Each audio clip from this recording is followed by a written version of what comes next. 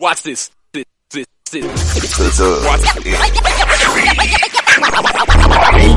football talk is a big hit. Sunday nights to Wednesday nights, we striking a match cause we lit. Y'all know the name, we call it the Dub. On Friday nights, it feel like a club. Getting that VIP treatment on the sideline, they showing us love. Great interviews, go hoods, putting in work, go good. Texas youth and high school talking to page on Facebook, hold up. Coach trying to stand on the scene, giving advice, he do what he mean. Jay back and swaggy big, rocking the gear, it's so clean. These guys are both easy, off the easy for cheesy. With my steppers, our special kids, making plays we so easy. Trying to win, we so greedy. All our fans are so needy, cause they need to hear them talk about their club. We do it for the dub. We do it for the dub. We do it for the dub. We do it for the dub. That DF dub. We do it for the dub. We do it for the dub. We do it for the dub. That DF dub. Welcome to the Dub, number one high school podcast starring Pat Boteezy, Jeremy McInnes, Whitfield Roderick, Coach Carr, and Ron Riser. Well, all right. What's happening? What's going on? Welcome to the number one talk show. Speak out. The Dub, baby. You heard it first. The Dub. Hey, man, I'm here with my man Crush right here, my Coach Crush, Coach Gates. All right, he's the best in the business right now. Hey, man, great game. Tell me what you saw today that you liked and the things that you need to work on moving forward. You know, it was a mixed bag. It was a great atmosphere here tonight. You know, both communities came out and represented well on a national televised game. I thought that out of the gate we moved the ball down the field, but we didn't punch it in when we needed to. Had a little bit of miscommunication. They were giving us a lot of different things up front. We were able to make some adjustments. And offensively, we started to get it rolling in the first half. And then defensively, I think we played pretty well first half. They had a couple of runs based on fits and us not fitting when we were supposed to be, but when we got that cleaned up, we were good. And so, it's a lot to take away, positive and negative. Positive on the defense. Those guys got inside the 5 2 times and we came away with stops. So that was huge. Yeah, Coach, and special teams, man. Come on, man. We're going to get that together. Well, I want to be aggressive. And that was the thought coming out, was to be aggressive. You aggressive as hell. We did. And I think we were 3 or 4 on that. And so we kicked it in the second half. So we can do that. Okay. But he's a guy that's going to be new for us. And so, I saw something that I liked on film, and so we wanted to attack it, and that's what we did. Yeah, because, y'all had a good offseason. Man, appreciate the number one podcast in the DFW, the Dub, coming through. They always showing love.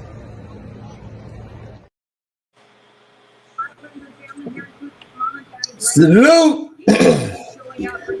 We here, fellas. Man, we here. No, I'm tired, but I tell you what, man, this is a great weekend. From Thursday all the way to Saturday, even tonight is a great college game. I'm watching the college game while I'm doing the show. Like me too. Me turned up, man. It just turned up, man. It's my favorite time of the year. From now to probably sometime in February, man. I'm just gonna be happy. I'm gonna tell you that now. So that being said, how y'all doing, fellas? Oh man, I'm good, man. How you doing, Coach? I'm blessed, brother. Glad to be here. Yes, sir, man. We got a special guest, man. I got the little homie, man. I went and saw the game. I was at the game Thursday night. And I ain't gonna lie, man. I had just worked like 12. I had just worked 12 hours. I went straight to the game, man. And my battery was dead. I didn't get a chance to do any interviews. So I told the little homie, man, I gotta bring you on. And talk to him because he had a great game. His team looked good. They got a big game coming up this week. We're gonna talk a little bit about it. But before we do, I gotta let you give your shout out, man. Oh yeah, man. First, give a shout out, man, to look at my boy Corey Green, man.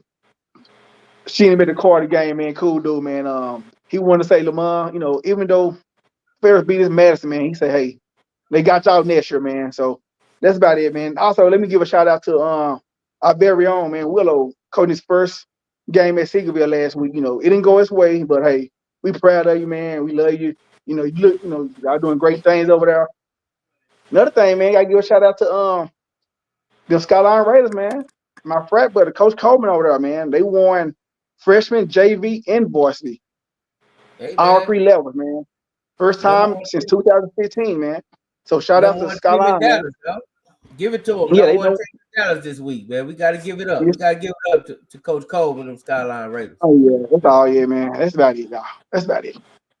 Coach Carl, you got a shout out for our Tay on. Yeah, man. I like to give a shout out to all the coaches, man. First week, first game, first everything. It's football season, and I encourage every coach out here that's listening, man. Call the coach every day, man. Call a different coach. Check on their mentality. You know what I'm saying? Make sure their mental health is good. A lot of them want to jump off the ledge right now, but it's just week 1, so you'll be okay. But definitely, man, I think we should, as coaches, man, look out for each other and just always just be a sounding board, man, because, football is a stressful job to begin with. That's the foundation of it. So, just make sure you're taking care of each other and take care of your health. So, yeah, it's definitely a fraternity and a family, man. So, hey, man, let me bring on the homie, man, because he kind of showed out a little bit Thursday, man. Him and his family, him and his football family, man.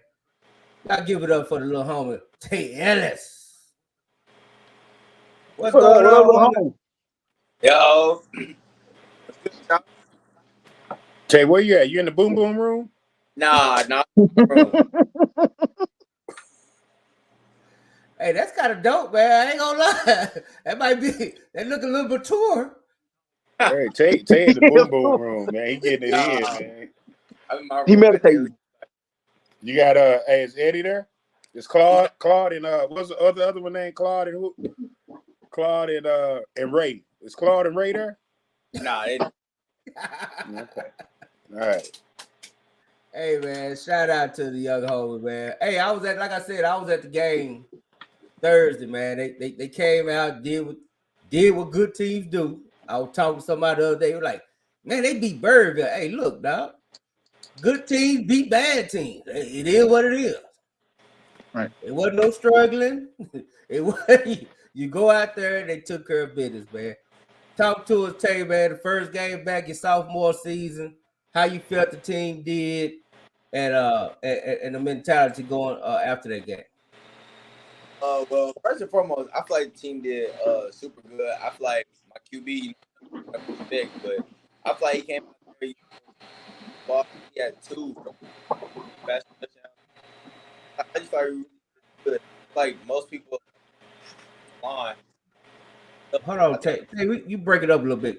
Come closer to your phone. I think your microphone. Can you hear me? Yeah, there you go. You can hear me? Yeah, there you go. Yeah, I think our team did good as far as all around. I think our QB he don't get enough respect, but I think he's one of the top passers in the DFW. I think our offensive line is really underrated, and I just think our defense showed up for us. So I think the team overall we did what we were supposed to do.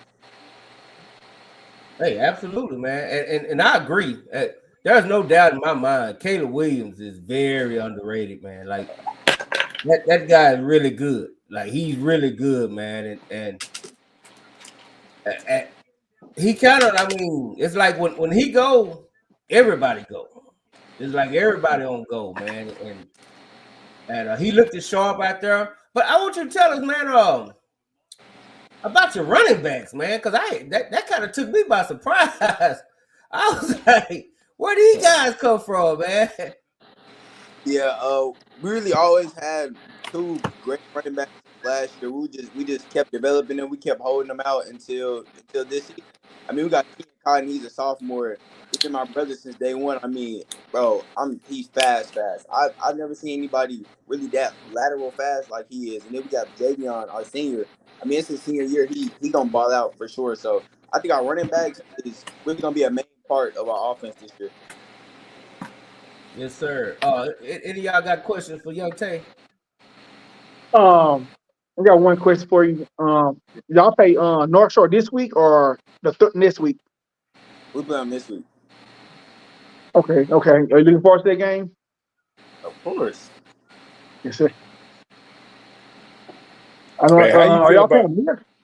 Go You ahead, said Go coach. what? ahead, Go B. ahead. Roz. I'm sorry, B. Roz. Go ahead. No, I would say the game right there. Are y'all playing them here? Or y'all going down there and playing them? We playing them at the CISD Stadium. Oh yeah, okay. Yeah, it's the game we looking for, man. Look for big things for you, man. That's all I got for you. What you got, coach? Oh, I was gonna say, man, how I feel rush for 450 yards. Bro, hey, that was crazy. I mean, we never did that last year. So this year we coming in. I mean, I knew we was gonna run the ball a lot, but I didn't know we was gonna run for 450. That was crazy. I think we actually broke our score record, our score rushing record. So that was Yeah, crazy. no, that's good, man. That's a good sign, man. Y'all, so now y'all are kind of the ground raid. Is that what it is? I, Right. Cause last year y'all was I real say we boy. more, Y'all pass happy. I say we more versatile this year. Okay, well, I give you that. I get it. So you're a mix between the air and the ground. So they call it the run and shoot. Yeah. I say way more versatile than last year. Yeah, nah, that's good stuff, man. So hey, look, how was your blocking? How would you grade your blocking that day? Mm, I can remember. I get A+. There's a clip where our QB Caleb Williams he ran up the seam and you just see me blocking. You just see me Okay, blocking the opening. because you know you can't rush for 450 yards if you're not blocking downfield. Yeah, of course, That's true. of course. Especially with our running back, they like to bounce back a lot and they're super fast. So everybody got to be blocking. So where would you rate your blocking? Out of what?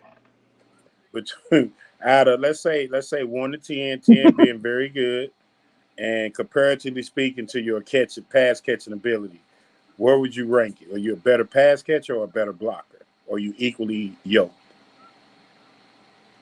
I'm definitely a better pass catcher, but my blocking, I feel like my blocking is underrated. My blocking, I give it probably about a 8.5 out of 10. Shit, that ain't underrated. I mean, I don't get talked about. I don't get people don't talk about my blocking. Well, because y'all So ain't I never ran for underrated. 450 yards. Hey, Right. people still don't talk about the receiver blocking. They just think receivers are soft and they can't block. But me, I could block. No, I love watching receivers blocking DBs. It's the most physical thing I've ever seen. Like y'all have y'all own little battle on the outside. Sometimes y'all be dragging the DBs by their jerseys on the ground, and sometimes they be dragging y'all. It's just kind of cool to watch Yeah. y'all, man. The two little dudes out there just battling. But I love it though, Yeah. man. So I we love I gotta love we watching actually you gotta play, man. yes sir. See, we actually got a viral clip going around of a number 13. He was blocking for us at receiver. I don't How know many if times J y'all Mac throw the can pull it ball up. to him? How many times we throw the ball to him? Yeah, Quite a few actually. because you Yeah, know actually, why? they spread the ball out pretty good. Because he out We there were blocking, coach. We don't throw the of balls course. to guys that don't block, coach. Of course, Coach McHugh, he rewarded all of the receivers on the team. Yeah, y'all got a real one over there in y'all OC. He nice. Yeah, Yeah, I yeah. like Q, man. Do Yeah. y'all have a nickname for Q? Do we have an? I mean, no, not really. I mean, once he went bald headed, I mean, there's kind of a lot of different nicknames like Allen, uh, Captain Underpants. So it's like he has a lot of nicknames like that. Y'all called him powder. Y'all called him powder when he was with ball. Yeah. We Nah, come on. Don't do my boy like that, man. Don't do my he boy has like a lot that. of nicknames now. Say, man. Until he gets some hair again, he has a lot of different nicknames. Well, y'all cold blooded over there, boy. Y'all ruthless. Hey, I bet you, hey, that's just gonna make them be even that more strict, man. But like I said, man, the game Thursday night, it was a great game. Y'all had, I think I just showed it. It was like 654 total yards. Shout out to, like I said, once again, man, shout out to Caleb Williams, man. 199 yards passing, 193 rushing. Like, bruh. And then I got right here, Tay Ellis, Tay Boat, as Ray Crowley like to call him, Tay Boat. Tay Boat had 6 catches, 2 touchdowns, What you had? 96 yards receiving, right under 100. That's actually wrong. I had 114 and 7 catches. Tell him to Ah, get your stats right. tell me Say, get tell him to get hey, you right, man. He Right, out right. here on false tell me claiming get you. you right, man. Yeah, But he look. tell you, but he holler he your boy. He don't even know your stats. Now Dallas Yeah. Morning News, they messed up my stats. Yeah, I'm gonna say Oh, I'm that what reading it it right was? off of DMN. Listen, if he was really a fan, he'd know what your catches was real time. He was there. He should have been tracking it. See how they treat me, Tabo. Yeah. But no, man. No joke, man. I thought it was impressive, man. What was the message? Coach Lynn, that's our guy. That's a friend of the show right there. That's the homie. What was the message that the head man had after that game, going into this is like a measuring stick game, right? Like this is the game that's gonna really show where you at, what you need to work on, whatnot. What was his message to you after message, not just to you, but to the team after the game? Well, after the game, I mean, our message each week is just go 1-0. So after the game, we just like we gotta go 1-0. We've been preparing for North Shore. I mean, it's really just a testimony of how we're gonna be during the regular season, and we're trying to get to the third, fourth, fifth round of the playoffs. So we're gonna have to play teams like North Shore. So might as well play them early. Okay. Hey, I love it, man. That's what it's about right there, man. It's looking to win because, as you know, they kind of did a number on the Dallas team down there. Right. You know what I'm saying? And now they're gonna want to come up to Fort Worth. You know what I'm saying? And do the same thing, and then they gonna be talking. We run DFW, blah blah blah. So Right. we need y'all to be ready. Represent the DFW for us. You know what I'm saying? We got you. Yeah, man. Hey, how's the recruiting going? I didn't ask you that all summer, man. I know you've been busy doing all that, but just going into your sophomore year, man. Just real quick. You ain't got to get too in depth about it, but just like just how's that going for you? Is any schools really locking in and recruiting really hard? I'll say really most of all the schools are really recruiting hard, but the one that really sticks out is Oregon, Ohio State, Texas A&M. Yeah, that's about it. Okay. I mean, you young in the game, man. You're a sophomore. It's gonna get hectic. I saw you was working with D-Rob, man. How's that going for you? It's going good. I've been working with him for about 3 months, I want to say. I mean, going into every training, it's a lot. I mean, it's tough training. Sometimes we go 4 hours, sometimes we go 2, sometimes we go 1. But really, after every rep, he make me do it over and over and over again. If I do it good, he gonna make me do it over and over again. If I do it great, he gonna make me do it over and over and over again. So he always preaches always open, and he always preaches like a pro. I want to be a pro, so I gotta treat him like one. Yeah, absolutely, man.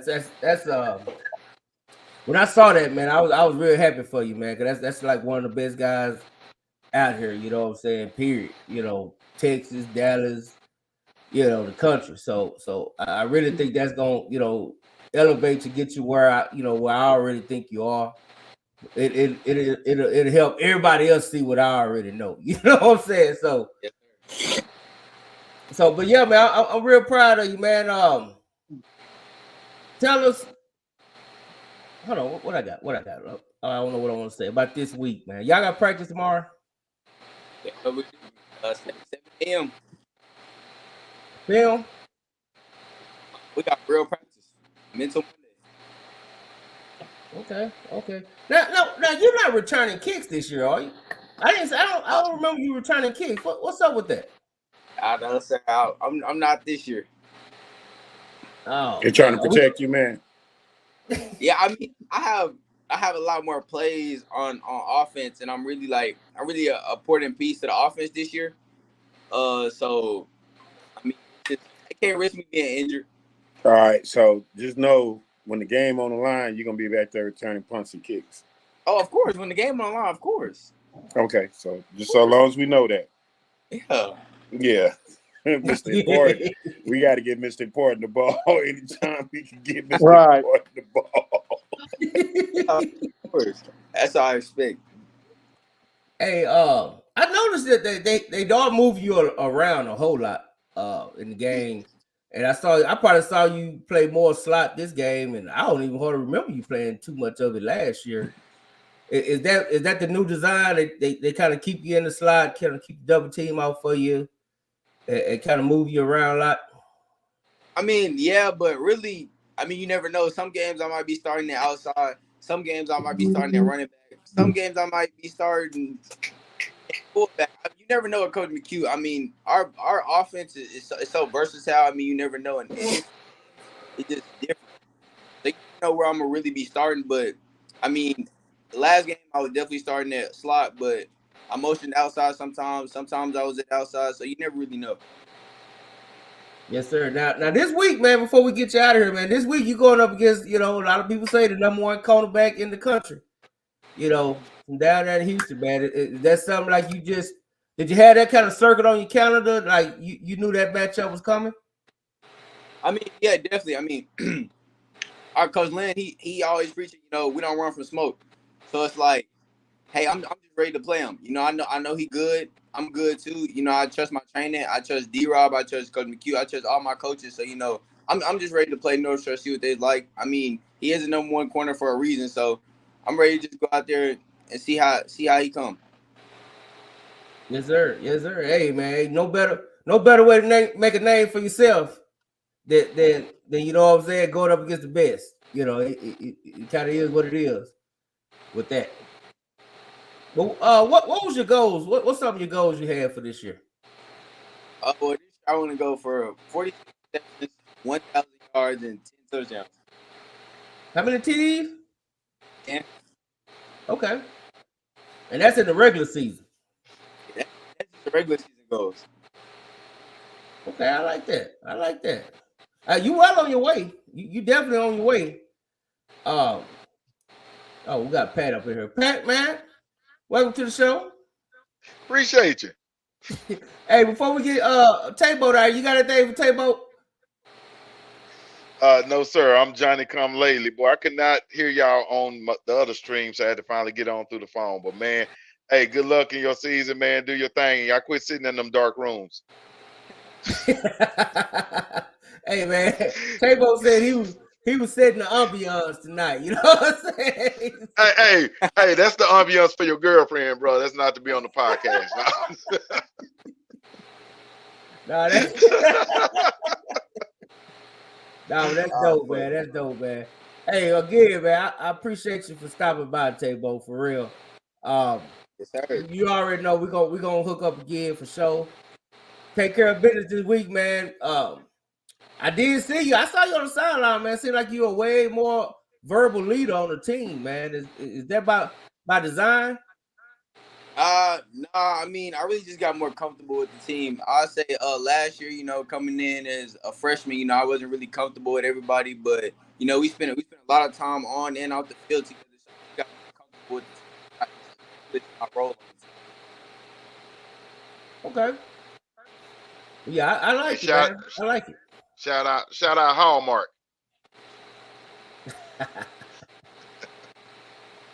Hey, man, do we really need to be shouting out Hallmark, man? They had my man on the offensive line, man. Come on, man. I know. Hey, he was the best offensive lineman with hands. Hey, it only made him tough. You know what I mean? For real. That's all. That's why he blocks so good. Yeah, that's why he blocks so good. Every big time receiver need to go down to the hood and play football. When I say the hood, that means anything in that box where you constantly fighting, man. For every play and every inch you can get down there, you definitely need to hang out there. It makes you a better football player. Man, yes, sir. For real. Yes, sir. But hey, man, once again, man, I really appreciate you. We're gonna be watching. We're gonna be watching you represent the DFW this week, this Friday, man. And hey, man, just leave it out on the field, man. We look forward. I know you gonna ball. I know you gonna lead your team. Tell everybody I said the dub is proud of, man. Yes, Yes, sir. I sir. appreciate it. Yeah, we No love what show. Go y'all get doing, them. man. Swaggy, you want to give him a blessing before you go? Hey man, I was watching the show earlier. It's on y'all, man. There's a school down here that couldn't get the job done. They went down there and let's just say they left with 38 degrees weather. Um, yeah, go down there and do your job, man. I mean, they come down here, handle DFW. Show them boys what we do down here. But now, good luck rest of the way, man. I'll be at one of your games this year to support you. Yes, sir. You just can't help yourself, Swag. You gonna take shots. Like a Man, mother. Swaggy just God come damn. on the show just with the clip. Just The boy just cold. Just cold. Hey, Just cold. you can't help yourself, man. Yeah, no, but I'm Hey, cool with the coaches. You know, it's just some of your fan base. So he gonna go in. hey, you know what? I'm surprised Swaggy didn't do. He didn't clear his throat before he made that declaration. Nah, yeah. he Y'all just have, said y'all save, man. When he hit you with the save, man, I'm just saying, man. have, That's how you it know might it be, ain't gonna be nothing good coming after that. hey, it might be hot outside, but I'm telling you, ever since Friday night, them fans and they didn't put that degrees all the way down to 38, negative 38. Woo, man. Hey, man, Tay, I don't want your face part of him being petty. But because he just being petty right now. So Yeah, real petty, Tay. Real petty. but hey For man, once real. again, man, appreciate you, homie, for coming on, man. We definitely link back up. Keep putting it down, man. Look forward to Yes, seeing sir. you later on. Yes, sir. Got you. Yes, sir. Appreciate you. Hey, do one thing for me. When you score this week against North Shore, I need the dub salute when you score. All right, I got you. Hey, Hey, hold give on, us, All Tay. right. Have you scored in every game you played in as up to this point? We only played one game. I had 2 touchdowns. Well, hold on. Tay, I said, last year he did. including your freshman year. Oh, last year. Yeah, pretty much. I think I didn't score about three games. I didn't score in. Okay. All right. Yeah, that's your new nickname. Touchdown Tay. Okay, we like that. I Touchdown like that. Tay. I like that. Touchdown Tay. Okay. We got you one. Tay, You got your I ain't dub gonna put no nickname. pressure on you, Tay. I ain't gonna let these guys put any pressure on you. Touchdown Tay. It's Just going go play down. football, man. These dudes Gentlemen, here go put do your all type thing. of stuff on you, man. You know what I mean? They got you winning the Belitnikov. You ain't even in college. Nah, So pressure He make can Hey, Dom handle it better. though. touchdown Tay. He touchdown Tay. That the nickname fit, bro. I mean, It They fits. do. he Hey, like Chris Carter. All he does is score it's touchdowns. score touchdowns. Yes, sir. Hey, touchdown Tay. Hey, dub salute from touchdown Tay. We looking for it. Hey, give us a Yes, shout sir. out before you go, Appreciate it, y'all. Tay. Oh, I just want to shout out Crowley Eagles. Shout out my mom, of course. And just shout out the whole team. Yes, sir, You ain't man. gonna Hey, shout out. You ain't gonna shout out your girlfriend. You come got the. on, see, don't be messing. We ain't getting in that Hey, one now. hey, We ain't getting in that I'm now. Oh man, no, Man, look, man. he in the room with the ambiance, man. He Man, Tay, hold on. I'm telling you, Stay Tay, out of the log damn off, shit. Tay. We'll Log holler off. at you, Tay. They tripping. Yeah, We'll log holler off. at you, I'm gonna Tay. tell you, yeah. Pat tried to hem Jerry Jones up, so you ain't safe. Right. We can't have that. Hey man, Hey, Security came around Jerry quick. dog. I That's thought Pierre was gonna get Jeezy. us kicked up out of there for real. I thought we was hey, I told him, bro, I'm bold like that, man. They didn't want to have nothing to do with it, man. I rolled all up in there. Jerry, my best friend now. If they win the Super Bowl, Hey, Say, man, say, we have let you have that one. say, Pat. wait, Say, now that was the best. Swaggy turned to fanboy over there. I thought he was a Cowboy fan by the end of that. Oh, did you see that picture? He was damn near hugging Jerry. I know. Hey, that's your job, man. That's Say, all I say. say, man, that was the best 45 seconds of my life. Opportunities don't come. 45 seconds. That's all we got. Right. We'll The take it. opportunity don't come every day. You got to I take care thought that of was awesome, All right. man. Somebody's Well, microphone is bad. Somebody's microphone is bad. We're gonna need somebody to go out and come back in. Swaggy, say Hold something. on. Yo, Yeah, it's you. hold on. God, I come again. All right. Oh yeah, definitely Swaggy. It was definitely yes. Swaggy. See, that's probably what Todd that messed up his wife.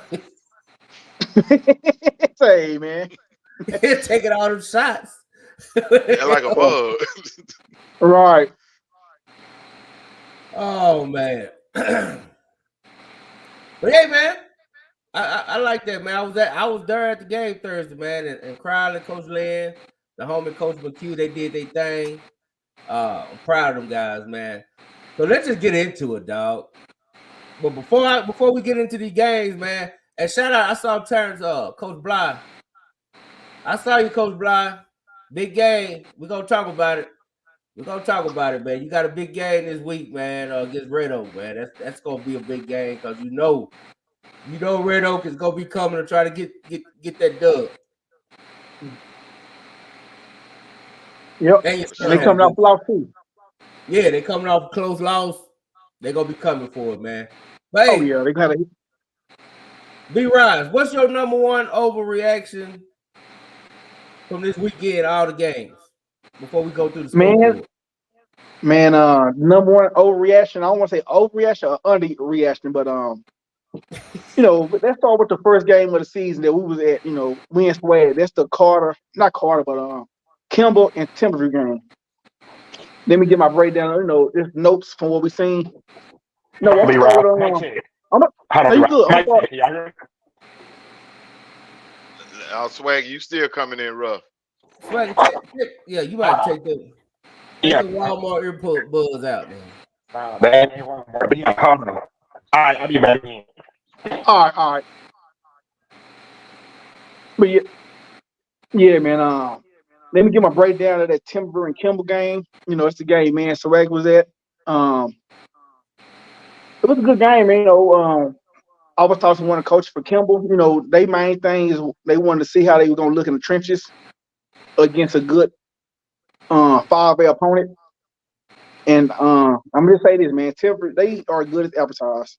They dominated in the trenches. They dominated both sides of the line, man. Let me see. Kimball only made it past the 50-yard line twice that I counted.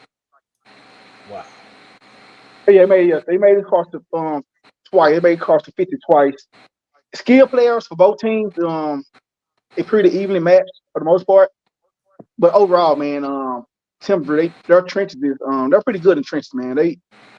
They're pretty good, but as far as debt wise, you can see the difference between them being a 5A D1 and the 5A Division 2. Their debt dropped. They debt dropped pretty bad, man. And their quarterback. Let me talk about Timberview quarterback. This how I lost my last debate, so I'm gonna start giving names. Miles Davis. That's for you, Professor B. The quarterback for Timberview, man. He remind me of even Sway. He agreed. He has a build like Bailey, DJ Bailey. He kind of remind me of a DJ Bailey in the sense, far as the build, and he can play. Like you said, he was in there, man. They were moving the ball pretty easily.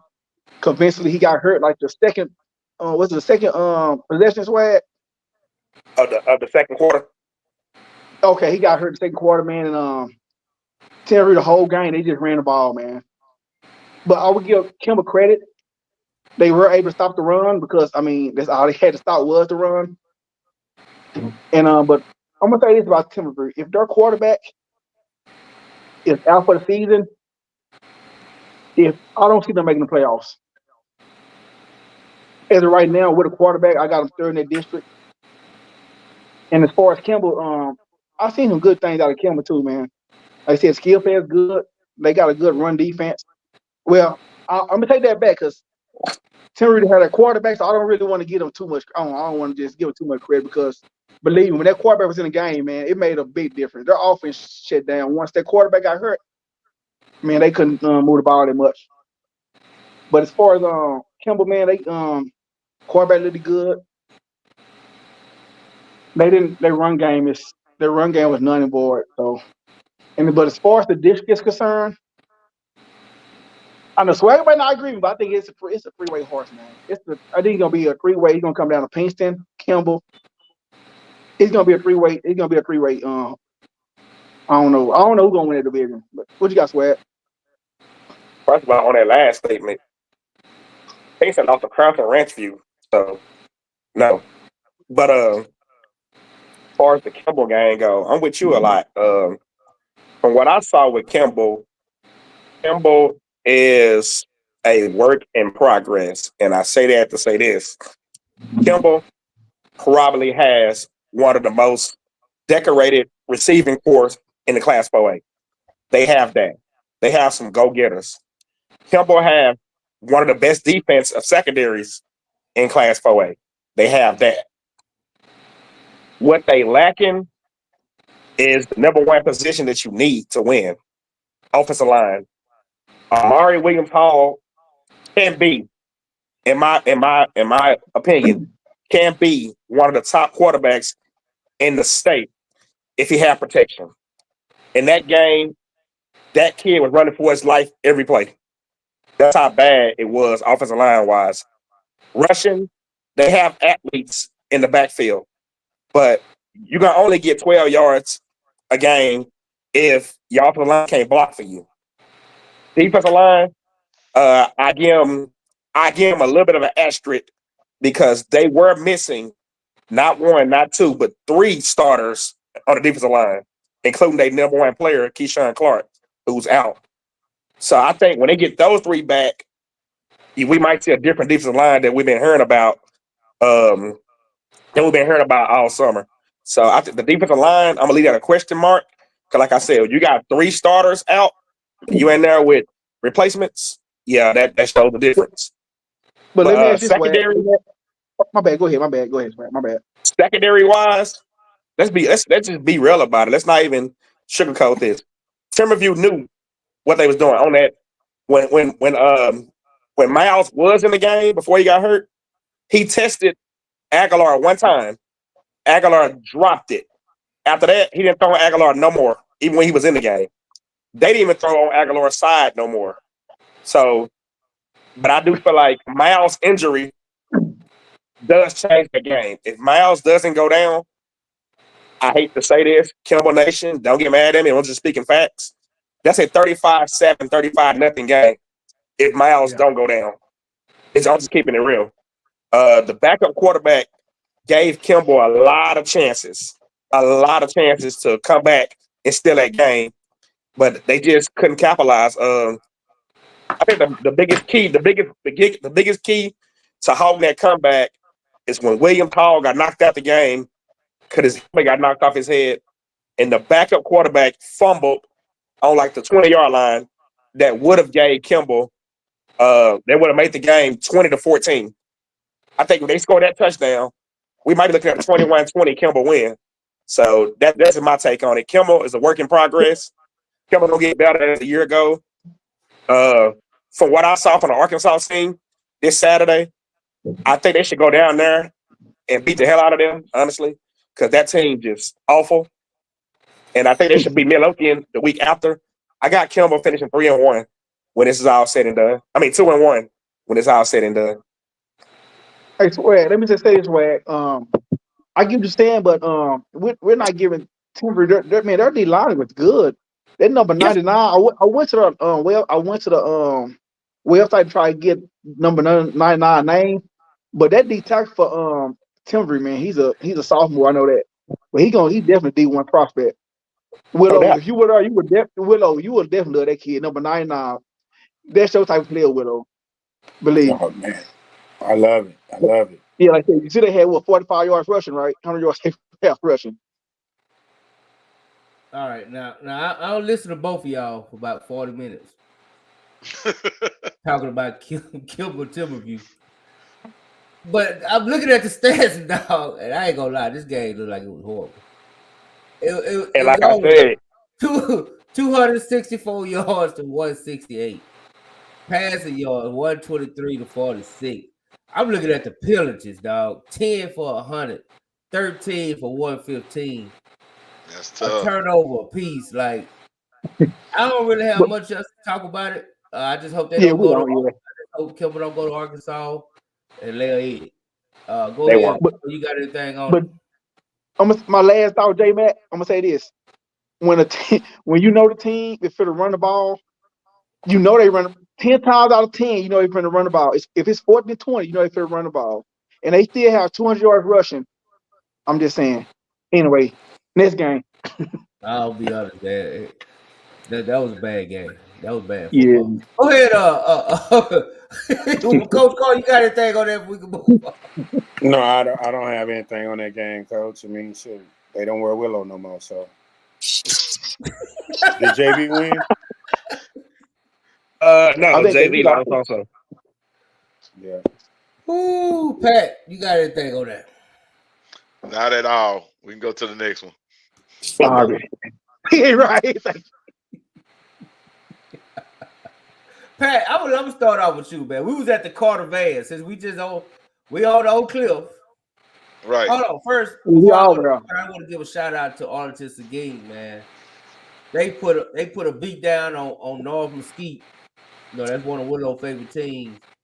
And 57-0, bro. I just want to show this. I just want to show the box score, man, for we can see what some good teams look like. Shoot. Say, man. But shout out, man. Shout out to them, bro. Like, I like this, dog. Like, my man, Coach G, got them boys playing over there, man. Yes, sir. He got them playing. See, look at that. Look at that. 405 yard total offense.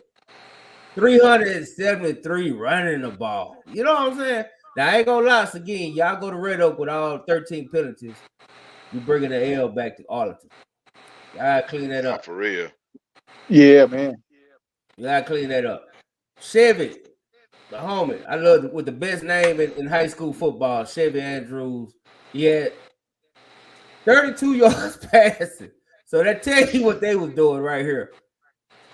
Right here. 8 carries, dog. Dog, my God, Malachi. 8 carries, 166 yards, 2 tutties. Man. Yeah, they run that rock. Shout out to Coach Bly. I know he in the chat. I see you boy out there, sophomore, 7.4 yards a carry and a tutty. You know what I'm saying? Good stuff. Good stuff. Yeah, I like this, man. This is domination right here. This is what domination look like. Just helping y'all out. This is, the next time we talk 40 minutes about a team, it needs to be somebody that's dominating. You know what I'm saying? Don't do that. Don't do that, man. Leave them folks off Westmoreland alone, man. You say what? Leave them folks off Westmoreland alone, man. Y'all don't want to came in here talking about Y'all talk so bad about them. And J-Mac just co-signing it. Hold on. Willow won't even talk to say their name because they ain't wearing Willowbrook. I got respect for them because I see the upside of this thing. I see when they get their players back, they're gonna be dangerous. What are you saying, Pete? What did I miss? Yeah, Van in the house. By the fact, we finna talk about that now. We're gonna talk about the Van. We got it, Pat. We talking about that right now, Pete. There you go, Pete. Just for you. Right now. Just for you, Pete. Hey, man. I'm gonna start with you, Pat. You was there. What was your take on the game, man? Man, it was a game that I feel like Carter, when they play those type of teams, they tend to lose. I mean, the game was, it was up and down, back and forth. Van was able to run on. Van was bigger on the line. I was thinking that Carter was small on the defensive line. Hell, they just wasn't putting the big guys in the game until the second half. They started out with my linebacker, my number 0, hell, like 6'3", looking like a great defensive end. He's playing nose tackle, not built like a nose tackle. So I was just really confused as how they was attacking on offense. I thought they had a nice quarterback who could run. They definitely, let him put his head down and run, pass a little bit. I felt like the biggest Achilles heel for Carter on offense is they have small receivers. And that's tough. I mean, you got a bunch of 5'7", 5'9" receivers running around. You used to seeing Carter have at least one that's about 6'4". So we need to Right. holler at Swag and see if we can get him off that basketball team, man. Everybody can't play basketball at Carter. Let's bring some of these 6'4", 5" guys and put them out there. I really feel like that's a need. That's a need because that's an Achilles heel. They can run the ball, but they cannot pass the ball, in my opinion, with 5 or 6, 5'9" receivers. You got to be able to throw fades and other stuff like that besides what they got going on with the offense. I felt like the offense was a little stagnant at times, had a couple of critical turnovers at times. The defensive line is going to get pushed around at times if they don't put some of that beef. Because, hell, they came out the locker room. I'm like, wait a minute.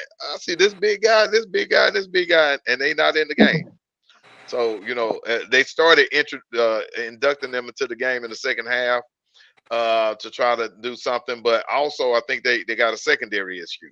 So they're a good team. They got leaks here, there that need to be repaired. I would say the biggest leaks are on the defensive backfield. They got to fix that on the back end because Van was really, they didn't pass a lot, but anytime they passed, a lot of slants, a lot of things were being completed to extremely wide open receivers.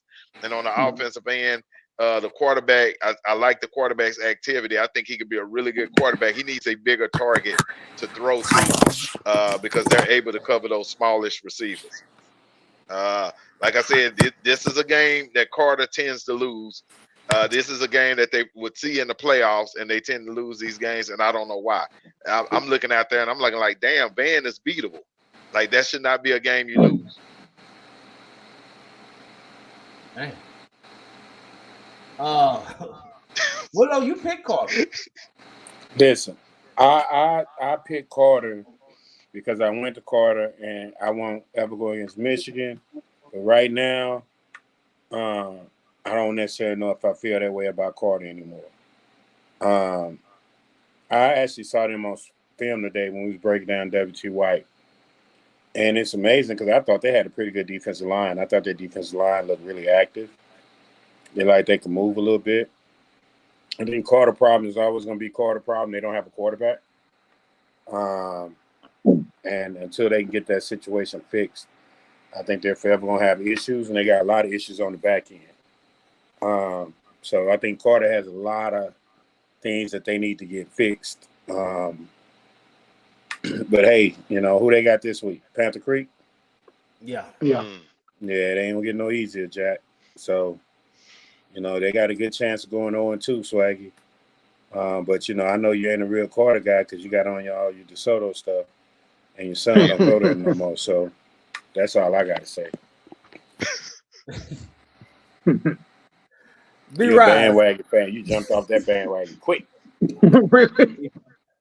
Be right, okay. Man. Real quick, man. I mean, do you think it was? I didn't think it was obvious. Do you think it was an obvious difference between Carter and Van, or do you think that was just two good teams, and one team had to win?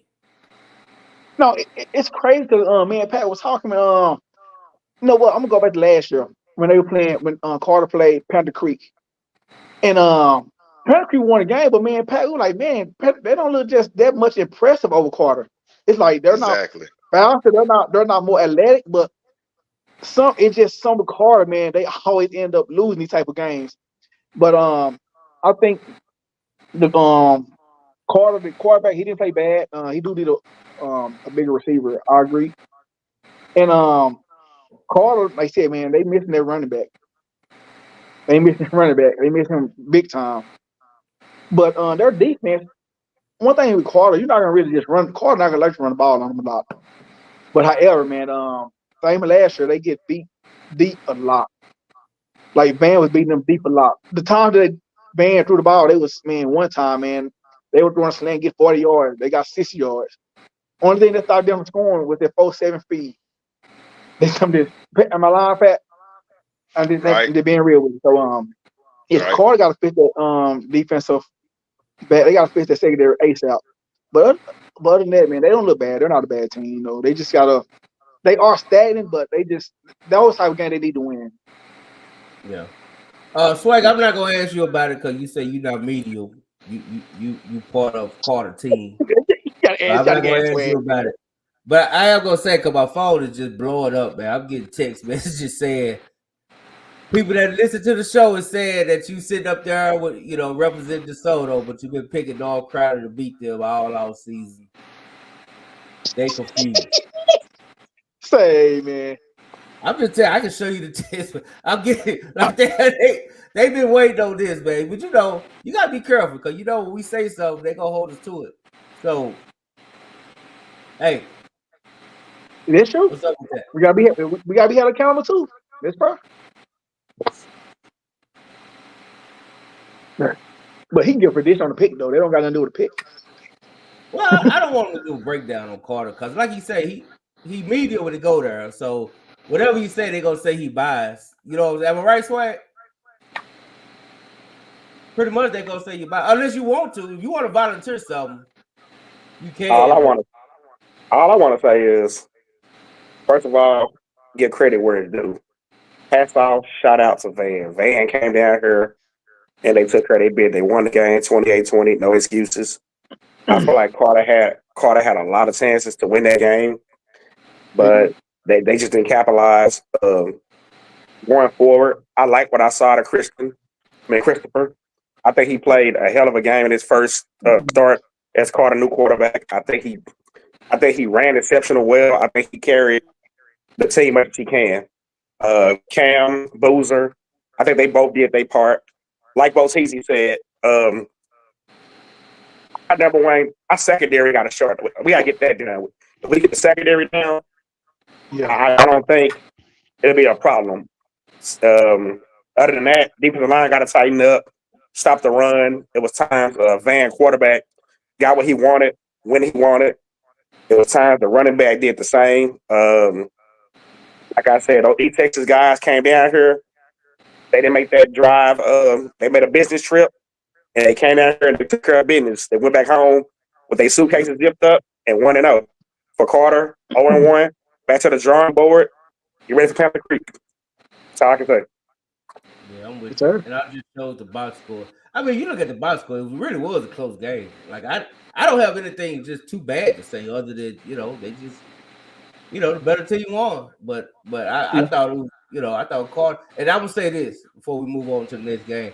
I really believe if Carter's best two players wouldn't have dehydrated and cramped up and missed a couple series, I thought it could have been a different game because, you're starting quarterback and you missed to do everything. Both of them had to sit out a little bit.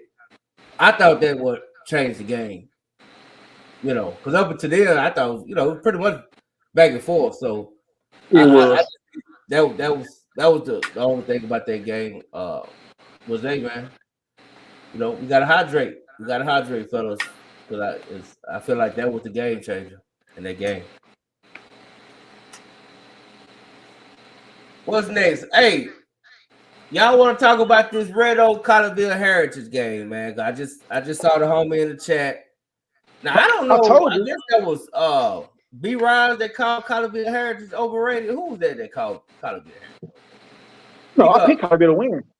I picked them to win. But you did pick them to win. Wait, yeah, you thought that was overrated? No. I said Red Oak was a tad bit overrated. I said y'all giving them too much credit, and I picked Collierville to win. Don't get my words twisted. What are you talking about? Somebody called him. I don't know who called. I guess he may be talking about something that was going on in the group. Maybe somebody in the group. That's Step. That might have been a Step, was it? You know what? I think it was Matt. Matt, did you say that? I think Matt said something like that.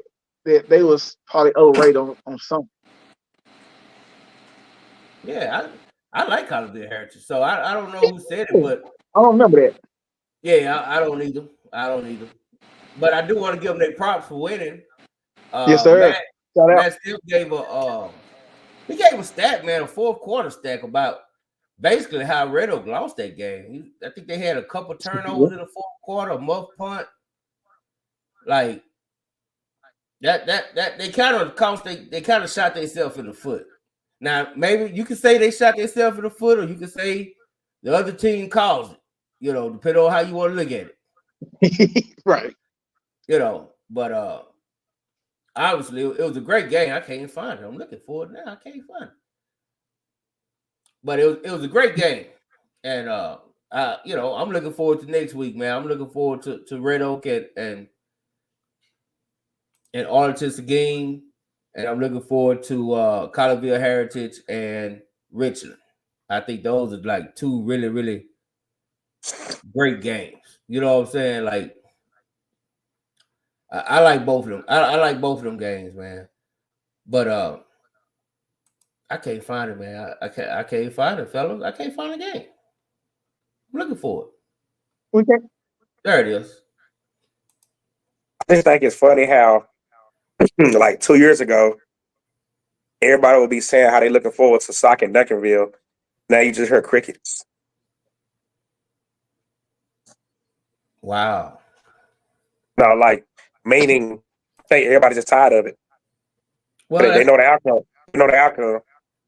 That's what, I'll go wait till later to talk about it, but I'm just saying. We're gonna wait. Let's wait. Yeah, we're gonna hold off on that. We're gonna talk about that. Yeah, I'm just saying. I mean, this is why B&B Rise and Pat spent the hour on this show talking about, opponents. And sometimes you gotta do it for the fans too. It's still gonna make it better. You know what I'm saying? So, but you're right. That game got zero buzz. Nobody's talking about it. Right. No, facts. Like, nobody's talking about it. I do want to show this, though. Swaggy. The quarterback at Red Oak, man. They're like, did he get hurt this game? Do anybody know? Because yes, he got hurt. Okay. Yes, he went down. Okay. Before he went down, he threw for 2 touchdowns, though. Mm-hmm. He ran for 44 yards. So he was having a game. Yeah. Mm-hmm. Okay. Yeah, that seemed like that was the difference. Mm-hmm. Do you know how bad the injury is? I don't think it's too bad. I kid him up after this and see. Okay. Now, like I said, the score and the stats kind of show you it's pretty even game, man. Man, one thing I noticed, Pat, about this week is the penalties is off the chain. I don't care what game it is, bro. Right, it's crazy. You know what? And I got a rule of thumb about trying to figure out what teams look like. I need 3 games. We already know they're gonna come out a little sloppy and choppy in the first game, depending on the opponent. The 3 games will tell the tale. Which game? I'm just saying for any team. I'm saying for any team, man, I need 3 games to really, because Red Oak, they kind of played this game last year. What was that team they played with the 5-star receiver out of town? Yeah, I know what you're talking about. I can't think of it. And they happened to win that one or whatever. And but that was the same similar style game. Colorville Heritage is was there any stats on Dez Bryant's son? I'm real interested in him. I didn't even know he was over there. I don't know.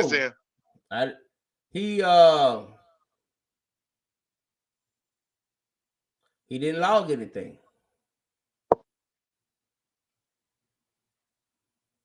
Not this game.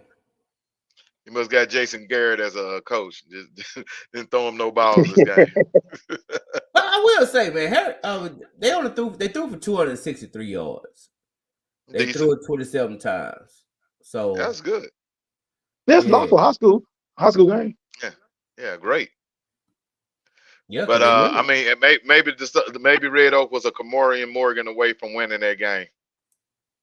Oh wow! You think that? I don't know. Wow. I'm just saying, they took some defensive hits.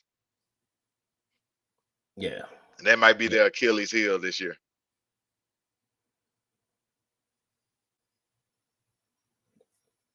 Yeah. Hey man, I'm looking at y'all. See, Swagger talk Todd into the chat. Then he want to duck out. Yeah, I know. Because they got the link. Oh, yeah, like Then he want to duck out after he'll bring it up. Oh man. Yeah. I mean, you know, it is what it is. You know what I'm saying? Swaggy wrong for that. Yeah, Swaggy wrong for that. Yeah. Swaggy. He gonna take shots and do all that. He would change shirts. What I do? Man, they put Swaggy into the Carter shirt, man. What's going on, Swag? Hold on, what I do though? Oh Lord. What I miss? I ain't say Swag. I like but Swag. He kept the medal on though. He kept the medal on. He kept the medal on. He said he ain't taking that medal off. Man, tired in the chat. Tired. I'm tired to tell you, War, and everybody else. It's not about y'all. I just hate y'all fans, bro. I don't dislike y'all. Y'all do a hell of a job as a program, a school team. Some of y'all fans, you get on my goddamn nerves. That's all it is. Golly, boy. Did y'all run Coach Carl too? Yeah, hey, Coach Carr studying film right now. Man. Yeah. Well, hey, man, y'all tell us about this beatdown that happened at DeSoto. Yep. Yep. Me and Swaggy. Before you do it, because I think I got the interview. Let us play Swag. Swag, you did a great job on the interview, Swag. Good job, Swag. Wait a minute, Swag. But if you don't turn that camera sideways on the next interview, and you'll see why. Go ahead. I'm gonna do it now. Swaggy whipped He'll the dub never- in her live with victorious coach Clyde Mathis. Coach Mathis 70-0. I feel like you guys came out here and just played DeSoto football. What you feel? We did. I was very happy about our kids, man. I was excited to watch them play, executing all three phases. Got to just clean up some stuff in the kicking game right now, but man, very happy with our kids, man, and just proud of them. Really happy. What are some key highlights you saw of your team tonight? Well, defensively stood out to me, man. Defensively stood out to me. Where the challenge got out to the quarterback, we need a guy that can run the ball, we need to throw the ball a little bit. And our guys got out there pretty well, man. Stayed in their run lanes, man, and stayed in their pass lanes, and had a great game plan for him, and we executed. Offensively, we just wanted to be dominant. We wanted to score on every possession of the game, and I think we did that. And we didn't want to punt at all, and we did this. So just very proud of all three phases of the game. Swag with the dubs here live with Coach Clyde Mathis. Coach Mathis, congratulations. Appreciate it, guys. Always love out to dub. Appreciate you guys. Yeah, man, I appreciate that love, Coach. Appreciate you. Hey, I'm gonna get my thoughts on it first, man. I thought it was total domination. They did what they are who we thought they are. You know what I'm saying? They did what we thought they were gonna do. One thing about Coach Mathis, man, it like he just believe in just beating the hell out of folks. He just don't care. Like Mathis, if you line up, you can be his best friend, man. And he going for the gusto. You know what I'm saying? Like, Right. Mathis is not gonna play with you, man. So, you know, at the end of the day, this is Coach Mathis' goal. Yep. If you're not looking like that, he gonna be mad. So yeah, I can tell you this. I've been on the sideline with Coach Mathis a lot of games. Yesterday was the first time I've been on the sideline with Coach Mathis where they score a touchdown. He would come straight to me and he said, "You like that?" Like, yeah. Like, he heard the North Crowley chatter. So he made sure that I was there watching live. Then he asked me after the game, "So you still on your prediction?" I was like,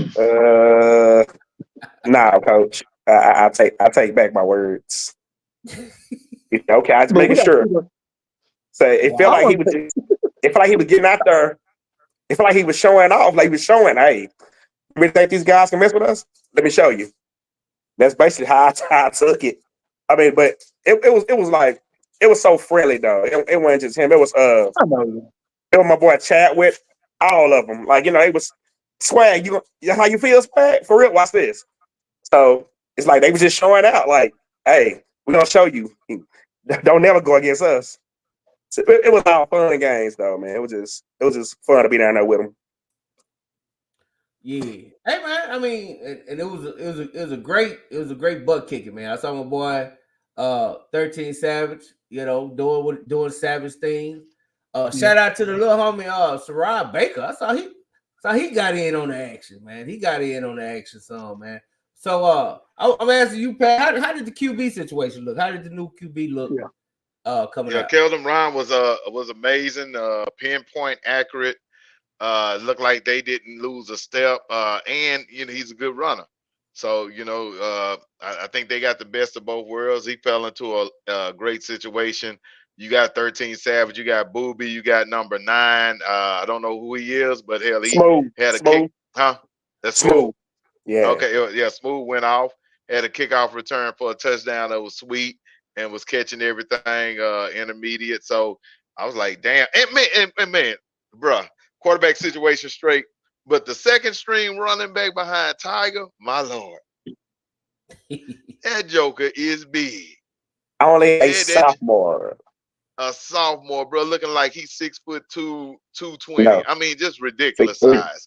He scored a touchdown. They was afraid to tackle him, bro.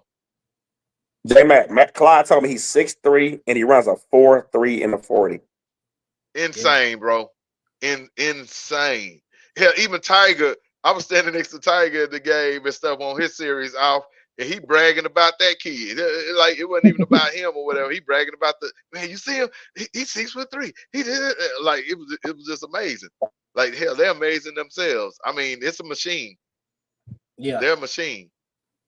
They definitely that. And a lot of teams came out rusty, but that's one that didn't. No doubt. Shout out to Lamont's son too. He put in work right next to Marshall and stuff. Yeah, I mean talent off the books, man. They on they running around here like they on a revenge tour or something. Yeah, Mathis, even though he was having fun yesterday, he did find something to go off about and stuff. And I'm looking at him like, really? I know, really? Yeah, absolutely nothing in this game to go off of. Like, yeah, it's one of those a game. Well, Mathis is he's a master motivator. Like he's that type that he's that type. He's gonna find something. Somebody gonna say something. Right. And or he gonna find something, he gonna read something, and that's gonna be all it need. That's gonna be all it need. I mean, he's a master motivator. Others try to do it, they not as good at it. But Mathis got it perfected. Mathis got it. Now I do want to say we're gonna get off of, but what the defense picks a shutout, right? Like. And this wasn't just no first team. He was out there with second and third doing this. Yeah, he was rotating. He was rotating. I would just say the Georgia team was really outclassed, though. I would say that Georgia, I mean, size wise, they were they were decent size and stuff like that. It just felt like a 6A team versus a 4A team, in my opinion. I wish Georgia would have brought somebody a little bit stronger down. Or whatever. I hate to interrupt you. You said it's like a 6-18 versus a 4-18. The reason it looked like that because they are 4-18. I did my research on them. Damn. This year, they 5. Yeah. So I did some research on them. Their last alignment, they was a 5-18. Their enrollment dropped. So this year they will be competing for a this year. And last year they lost to Mater Dei 62-0. So, but from looks of it looked like the same team. They played like one national powerhouse, get blew out, and it kind of get them prepared for the season. I mean, just from looking at their, I did a little research on them. So, well, hell, I mean, with that, DeSoto is a 5A team, played in a 6A division. So, hey, I give DeSoto I still give them credit. Yeah, but are they DeSoto's not a 5A team. By numbers. Stop that. The one thing I want to highlight yesterday. They say 5A, but that football team is a 6A team. No doubt. They're a 7A team at this point. That's a 6A Division 1 team. Hey, how did they ain't even no starter. Hey, how B-Ross, what did they do during the season? Were they pretty good during the season? They went state? They made the state. Now during regular season this they go undefeated. They made it all the way to state and lost like 31-14 to another 5A team. Y'all want to hear something that's crazy? For 8 quarters, DeSoto has beaten people 140-0. Yeah. 146. Have y'all let that sink in for a minute?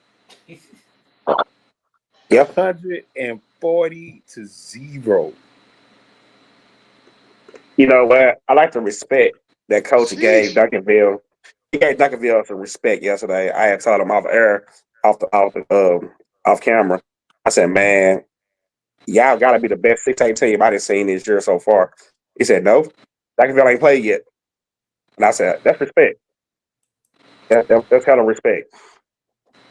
Until they play them. You want to hear that Okay. shit, Matt? Yeah. Okay. All right, man. My bad. Okay. Well. Yeah. So long story short, nobody made that comment. Colleyville not overrated. No one made that comment. Yeah. Y'all didn't see me raise my hand a while ago. I said it was me. Oh, you don't want to say Oh, we Drew. Colleyville. Okay, we Drew. Okay. Okay. Well, that's a You very should have swaggy said thing to something. do. You should have said something, man. I But did. I Willow, that said is a me. crazy stat, dog. Like 176 to be exact. 176. Okay, there you go. Their last two games was 176. Yeah. How bad did they beat North Shore? I mean, not North Shore. No, was it 176? No, because they beat them 76 and nothing, 7 and nothing. That's 146. 146, yeah. Yeah. Y'all want to hear the scary part? That's impressive, man. No, you want to hear some real scary? One of their top offensive linemen didn't even play yesterday. He was out. That's scary. That's amazing. Because you gotta think about it. They beat us. They won state 76 to nothing, and then come back and beat a Georgia team that's a state finalist 70 to nothing. They got cheat codes over there. Like a mom. No, they just good. I mean, they just. I got a question for Pat and Swag. Y'all was at both games. Y'all seen both teams. You know, in my opinion, I think North Crowley got better. You know, better work playing Lancaster than DeSoto playing its team out of Georgia. Do you think? I guess Lancaster was. I guess helped them prepare for DeSoto in a sense. I mean, I was still favor DeSoto. I mean, I'm picking DeSoto. But do you think the game is closer than people think? Swag and Pat, because y'all seen both teams play. Man, go ahead, Swag. Because I can't say. I mean, I can't say. Okay, I would say this. Yeah, I mean, it was a better physical game, but man, I ain't gonna lie. And I know we haven't talked about this game yet, but I really felt like Lancaster probably could have and should have won this game. They had so many opportunities. Yeah, so many opportunities. So I'm trying to see how, and I'm watching the interview with Coach Carr. I don't feel like that Coach Gates was, overly excited about the win. You know what I'm saying? He probably felt like, man, we got a lot of work to do. Yeah. So, yeah. I would say this. I see what Coach Matthews was probably fussing about. They had 13 penalties. Yep. And it sure didn't feel like it. Yeah, that's a lot. That's a lot. But I mean, that seemed to be the theme of the whole weekend. Every box score I've seen, it's been 9, 10, 13, 14. Like the penalties is just out of control week one. And I guess it's week one. It's week one. It's week one. Right. You know what I mean? Like you're not gonna get no clean game out the gate. You know what I mean? You gotta think about a lot of their energy. They ready to hit somebody that don't look like them. You know, aggressiveness. I wonder how many of those are pre-snap penalties as opposed to personal fouls. You know what I mean? So it's week one. It's week one. It'll be all right. Hey, speaking of DeSoto, I guess I'll go ahead and pick my. I know y'all saw my poll I put today. My team of the week, and I don't want to give it to teams that I know that will win it every week. So the team I pick, I'm gonna go with Dallas Samuel, 70-64 overtime victory over Molina. So Dallas Samuel is my team of the week. Well, shout out to them, man. Did y'all see the score of that game? I thought that was a basketball game. That score was like 72-70. Like that was wild. Yeah. So But shout out to them. shout out to Danny, head coach, first win. Um, Dallas Samuel, team of the week. Shout out to Molina, man. Molina scored 70 points. I'm proud of Right. him. They scored 70 points. I need to look at the box score there just to see it. Please put it up. I want to see it. Let me see, man. Hey, Willow, we got to talk about the game. The dub game of the week was North Crowley and Lancaster. I'm gonna start out with you. I need your honest opinion breakdown about the game. While I look at this stat real quick. I'm gonna say this, man. I thought I was more surprised by Lancaster than I was North Crowley. I thought Lancaster had every opportunity to win this game. I think that the biggest problem with Lancaster is game management. Game management is a huge problem for Lancaster. You would think that in year 3 that's something that they would have fixed. But the onside kick to start the game with was atrocious. Two trips inside the red zone, inside the 5-yard line. You at least come away with 2 field goals, 6 points. You put pressure on North Crowley. The game is different. But you went for it in both times and you didn't get it. I did think they had some calls that went against them. The interception that's kicked off the guy's foot, I thought that was something that could have changed the game and switched the momentum back to them. I thought the quarterback played a good game, and the number one, the receiver, the 2 most impressive people for me for that whole game, honestly, had to be number one, the receiver. He is as good as advertised, and they got a running back that runs like Walter Payton. Yep. He is strong. He is physical. He finishes runs. He is every bit of what you expect out of a big time running back. And he's new. He's new to the scene. Played linebacker last year. I thought that Lancaster, talent wise, was on par with North Crowley. I thought Lancaster did things that could have won the game for him. Now, on the other end of that, I think North Crowley was just too much. I think with North Crowley, you can tell that you have a team that had a lot of success in the past, and they know how to win and finish games. I think that was the difference in the game. I think, when you look at it, man, again, North Crowley and Cornelius Warren, man, took the game over. You want to talk about a young guy and Jameson. Jameson was throwing the ball, sitting in the pocket when he needed to get out the pocket. He got out the pocket. When his plays need to be made, he made them. Again, I thought that North Crowley's defense was bend but don't break. But I think a lot of pressure was put on them by Lancaster offense. All in all, man, I'm excited for Lancaster. I'm glad that they proved me wrong, but they still lost the game. But I think that's just a game that they was going to lose. I think going into next week for them is going to be, you know how like sometimes you lose a game and you walk out of a game and you mad, you're frustrated, and you angry, like, man, we should have won that game. We should have won that game. But you don't look at what you did to set yourself up for future success. I think Lancaster found out what they are and who they are. I think, their run game is going to be exceptional. I thought their defense played really good football.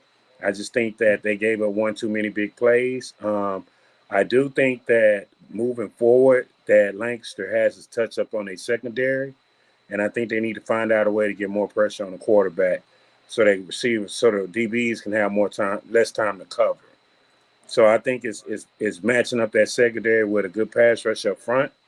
And I think if they can do that, I think they have the tools to be successful. I think they had a freshman, Big Red, number 15. I thought he played good to be a freshman, sitting on top of that defense. And I'm excited about Lancaster, man. I just think that at the end of the day, it's going to come down to, again, can they stay healthy throughout the course of the year? And can they, as coaches, get out their own way? And if they can get out their own way and start making calls that helps the team and take points and take egos off the table, I think they have the ability to make the playoffs and get on a little run. But I think at the end of the day, they make too many decisions with their egos and their feelings and their emotions, and it hurts their team. That's honestly what I think. Man, that's good. That's great. Now, who want to go after that? Let me go. Go ahead, then. Go ahead. Let me try. God damn, cold car, but I'm gonna try anyway. Damn. But let me just say this. I think all five of us agree. Leinster, pound for pound, Leinster is a very talented team. And on an off night, if Duncanville, DeSoto, Hatch, if they have an off game, and then like you said, we seen this on point, that talent, they can beat any team in that district, bar none. They have the talent to beat any team in that district. But it just something. They just curse, man. Like I said, they had a chance to win the game. It was that curse is just I don't want to say bad play calling. I don't want to get into all that, but it was like 3. They threw the ball. They threw it like a fade route. They went for it on 4th down. They should have. I was right by Pat. Okay, they should kick the field goal. They went for it on 4th and get it. Crowley come down and score. Like, damn, okay, it's a tough break. Then it was an inverted whistle, a pick 6. No, they didn't go. No, they didn't go their way. Then they fumble, man. It just nice. It's like I don't know. They curse. It's just a mental thing. But I don't know. They're gonna be okay, man. But as far as North Crowley, man, they good at advertising, man. I think Coach Gates was bluffing though. They need to fix that kicking game. I don't think they got no kicking game. If y'all do prove me wrong this week, because y'all gonna need it next week. Nah, right now they can leave the kicker at home. They ain't gonna need that kicker next week. they need touchdowns. They gonna need touchdowns. No, I'm saying out here. I'll say Pat, J man, they gonna need them extra points. Because every time they score, the Soto gonna score right behind them. You believe me? And they got the Soto. They gonna get their field goal. They ain't go for no 2. But overall, it was a great game, man. That was the best game of the week to me, for sure. Yeah, man, and that's the thing, man. It's like you look at that game and you look at North Crowley and you say, okay, how much of this is North Crowley going into that game being overconfident that, we already better than we know we better than Lancaster. And how much of that game was preparation for next week? I'm not exactly sure. But when Lancaster didn't kick that field goal in the 4th quarter to bring that game within 6 points and put pressure on North Crowley. And I said when they didn't do that, I turned to J Mac and I said, North Crowley about to go 99 yards. And they went 99 and scored. You know what I mean? Too. So I think, once they're able to fix their game management, they not doing themselves any favors. Now, I will say that they played hard. They played to the end. And Lancaster, talent-wise, athletic-wise, man, size-wise, I was looking at them. They was, like, huge. And I was like, man, they look good. But they just don't it's just they got to missing. catch up to themselves. It's just something missing. It's having the ability to catch up to your talent. Like, you can't it's to me, it's just a lot. I think it's the same issues they've been having for the last 3 years, dog. And they haven't fixed it. Man, what's your thoughts on it, Pat? Kind of concurring with everybody else's thoughts. Lancaster really had and it's hard when you have opportunities to win games and you don't seize the opportunities. Now, one of them, I am going to put this on the ref crew. The ref crew and that's a hard thing because right before halftime, the entire momentum of this game could have changed. I think Right. it ended up being 22-7 at halftime, but this was a critical point of the game. Lancaster literally just went down to the other end of the field, fumbled the ball, did not score from the 3. North Crowley takes it all the way back down the other way, and I think it's 16-7 at this point. There was an Right. interception that was thrown. Also, I felt like it was a backwards pass. And so really there was 2 opportunities on that play for it to go Lancaster way, and I think the referees completely blew that. Normally we don't talk about referees and ref calls and stuff, but that was a definite turning point of the entire Right. game. That would have made the score 16-14, 13, somewhere up there. You go into halftime, Right. and we got a ball game. Like I said, I don't hark on that type of stuff because me being a referee, we take enough of that, but that is critical. I know there was a push to have instant replay in the regular season. I think the coaches turned it down. I know they have it in the playoffs, or really, I think just the state championship game. But man, oh man, that is one of the things that is hard to overcome. Then you compound it, like Coach Carr said, with not kicking a field goal in a critical situation. Because if you look at the time management of it, take the field goal, you're only down by 6. You're playing really good in the second half. You know, it was up until that point where they did not kick the field goal, Crowley didn't really do anything. Nor Crowley. That was when they took that drive and went 99 yards and kind of ended it at that point. So Yep. yeah, there were situations where they really could have won that game, and I think they played like underdogs in the game. And when you're doing that, you kind of make decisions that if you were just kind of playing it straight up, you wouldn't make. You would take that field goal. You would play the game out. So with that being said, I just felt like there was an opportunity for them to shock the world, seize the moment, have an emergency J-Mac podcast that night and all that, and the opportunity just slipped away. Right. Almost. Because it definitely Almost. wasn't going to come. It definitely wasn't going to That come the other close. way it was supposed to come. That's for Hey, sure. hey, That look, close. And tell James, them field goals was extra points. You don't trust extra Bruh. points? They wasn't no 30-yard, 40-yard field goals. They was 12-yard field goals. Like, Right. nah, we're not doing that. We're not putting it on the kid. We're not gonna do that. No. Yeah. And I do want to say, Swag, I want you. I see you got your Lancaster shirt on. I'm gonna let you get you.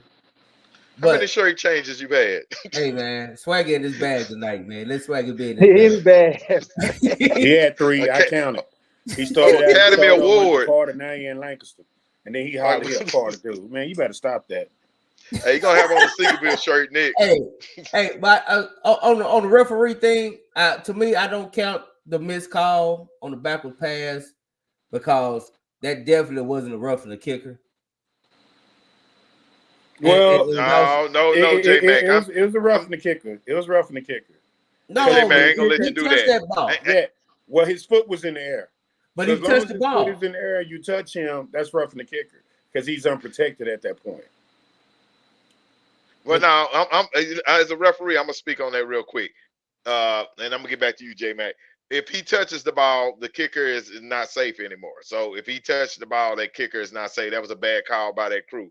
Also, J-Mac, you can't counsel one bad call for another bad call.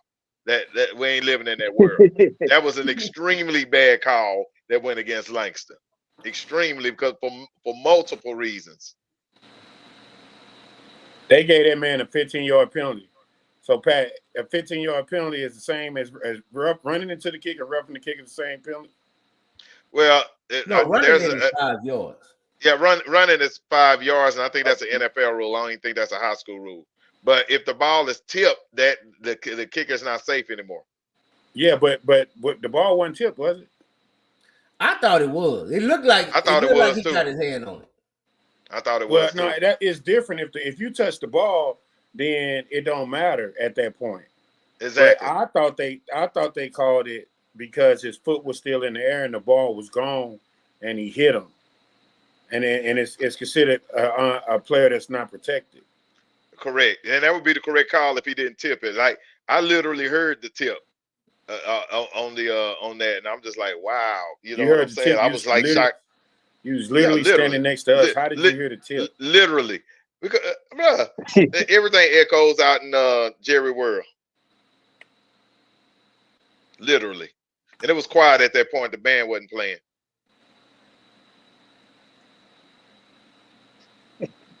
Hey, take that to your next special teams meeting, Coach Carr. I am. We had a good special teams meeting this morning. hey, was y'all auditioning kickers? No, because we actually got a kicker, man. Our punter was probably the MVP of the game. Hell, he punted so much. Damn. Save. He probably had more punts than carries. Hey, Swag, what you got on the Swag? Cause we got it. We like it or not, man. We got to talk about what happened down in Houston. So yeah, we got what you got on this Lancaster game, man?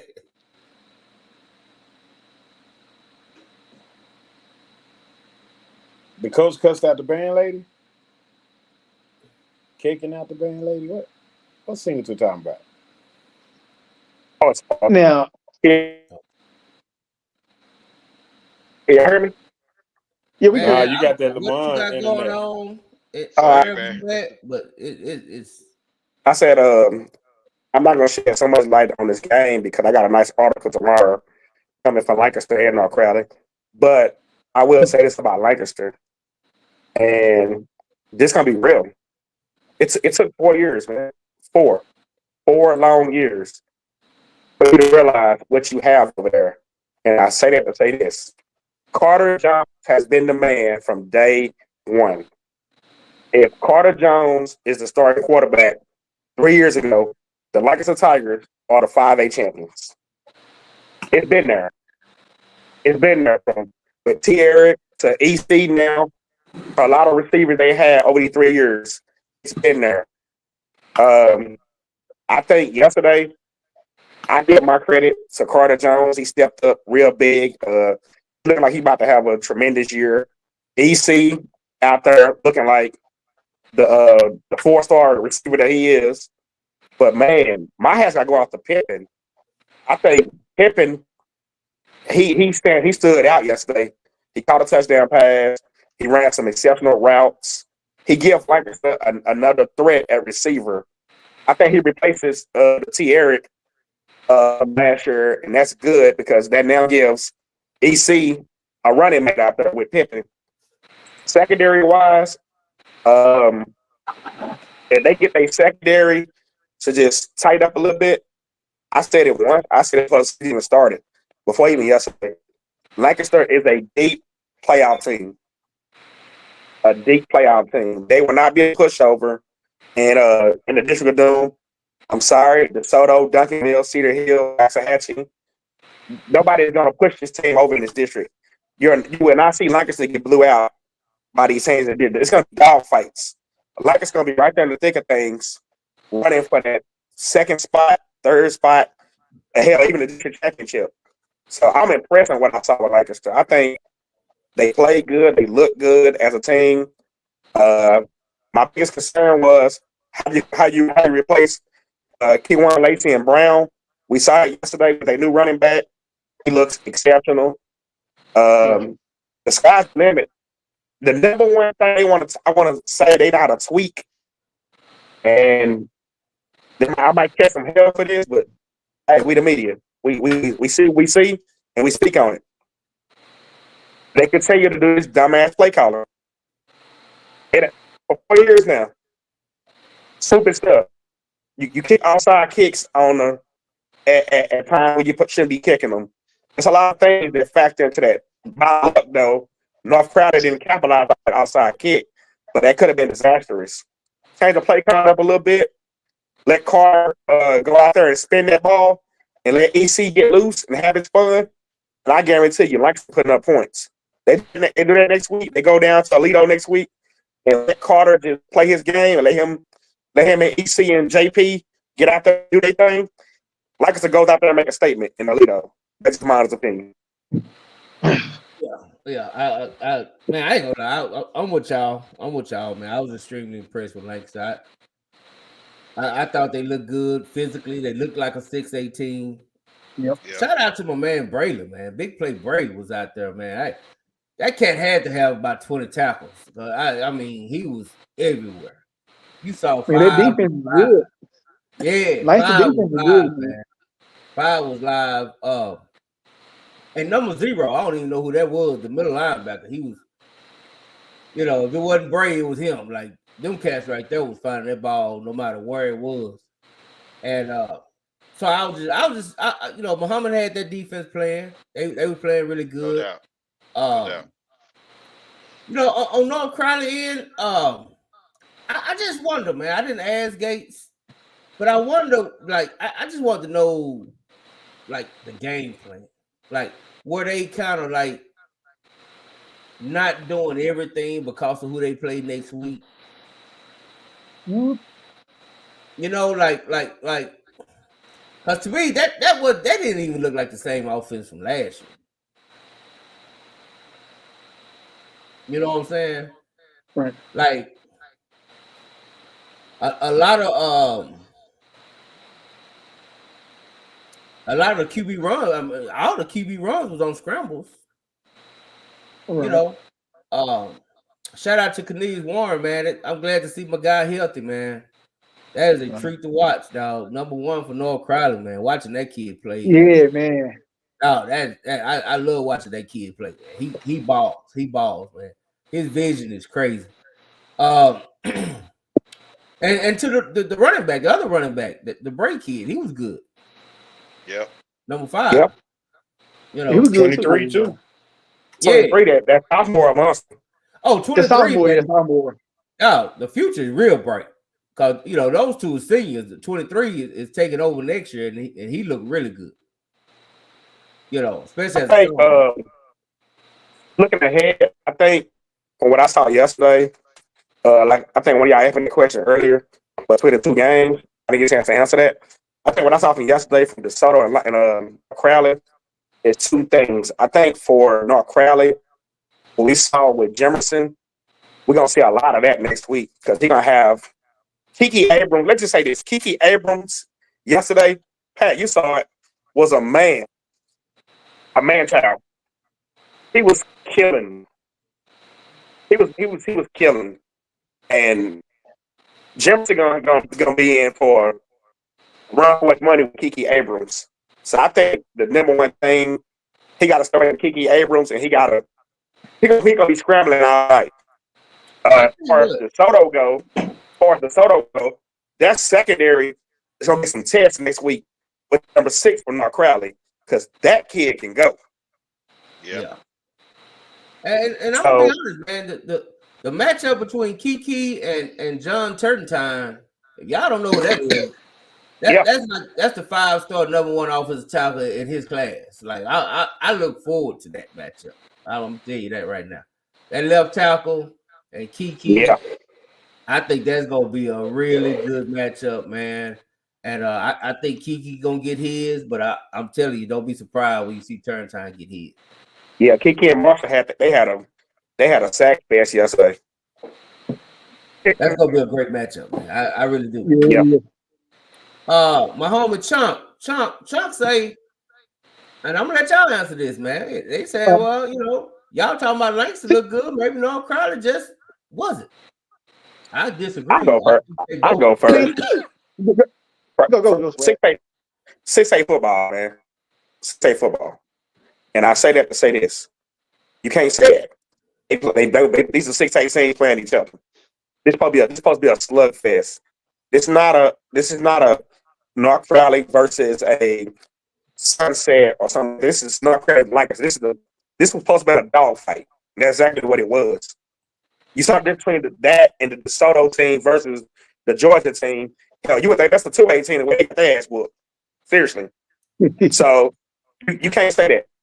You can't separate and just say North Crowley not who they was because they play Lancaster. Lancaster's a 5-round playoff team last year. North Crowley is a 5-round playoff team last year. You can't say that. Four, but okay. Or 4. Both of them 4. No, well, they both made it. One of them made it to the 5. Yeah, 1-5, 1-4. But the point is, they both made it past Thanksgiving. So that's why you can't utter those words. So next week, if North Carolina was to get beat by 30 or more, then you can say that. But no. Okay. No, Well, I you had think. something on that? You think I that's don't just think. Go ahead. go Go ahead. ahead, B. Ross. Okay, this is how. Okay, so by us saying that right there, so if we say Lancaster's good or well, North Crowley's they maybe not be like that. So if they're taking credit away from Lancaster, man, no, Lancaster's a good team. North Crowley is a good team. They are a state contending 5A team. Lancaster is a team, they have D1 talent all over the field. So I mean, North Crowley won first grade, they're the better team, but no, we can't say that. No, North Crowley, they are the gent 6-18. Again, I got question marks on that kicking game. I don't trust Coach Gates' word on the kicking game. I think they are having problems in the kicking game, but we'll see next week. What you got, Willow? No, B. Ross. I was just gonna say. I think both could be true. I think Lancaster really surprised us. Right? We didn't expect what we saw, and I also saw a North Crowley team that was keeping things close to the vest. Right. I think once they got into a dogfight, you saw a North Crowley team put away a Lancaster team when it mattered the most. Yeah. What they beat them by 3 touchdowns. Yeah, So 29. was it 4? There was 3, right? 3 touchdowns or 2 touchdowns? It was one. It was eight. It was 29, 8-point game. 21. Yeah, 29-21. 29-21. So I think at the end of the day, man, yeah, we are surprised by Lancaster. I think the first game of the season, everybody's going to give everybody. Listen, here's the thing. And here's where I give Lancaster a lot of credit because Apostle Paul does a great job of motivating his kids to play with a chip on their shoulder. And I think they came out with a chip on their shoulder based on what everybody was saying about them and who they are, and they're out to prove something. That is good. That is good motivation. However, I think you ran into a North Crowley team that was, in a lot of ways, looking past Lancaster. I think everybody knows the game they want is that DeSoto game. And I think Lancaster came out and hit them in the mouth, and before they realized that they was in a dogfight. Right. And again, I think I wouldn't say North Crowley is not as good as we say they are. I think Lancaster played better than what we expected, and that's good. You know what I mean? Like that's why I think Lancaster walks out that game, and they're saying, and instead of being angry and upset, they should be happy with what they have. I think they should be excited. That quarterback played some good football. You know what I mean? They big time players stepped up. I just think they ran out of time. And I think leaving 2 field goals on the table, so whether or not they got a kicker or not, again, leaving 2 field goals on the table, that 6 points is a 3-point game now. That's a different ball game. That's pressure that you got to put on Gates and them to make decisions in real time. But yeah, no, I don't think one is worse and one is whatever. I think they both are as good as Lancaster's is better than what we thought they were, and I think North Crowley is what we thought they were.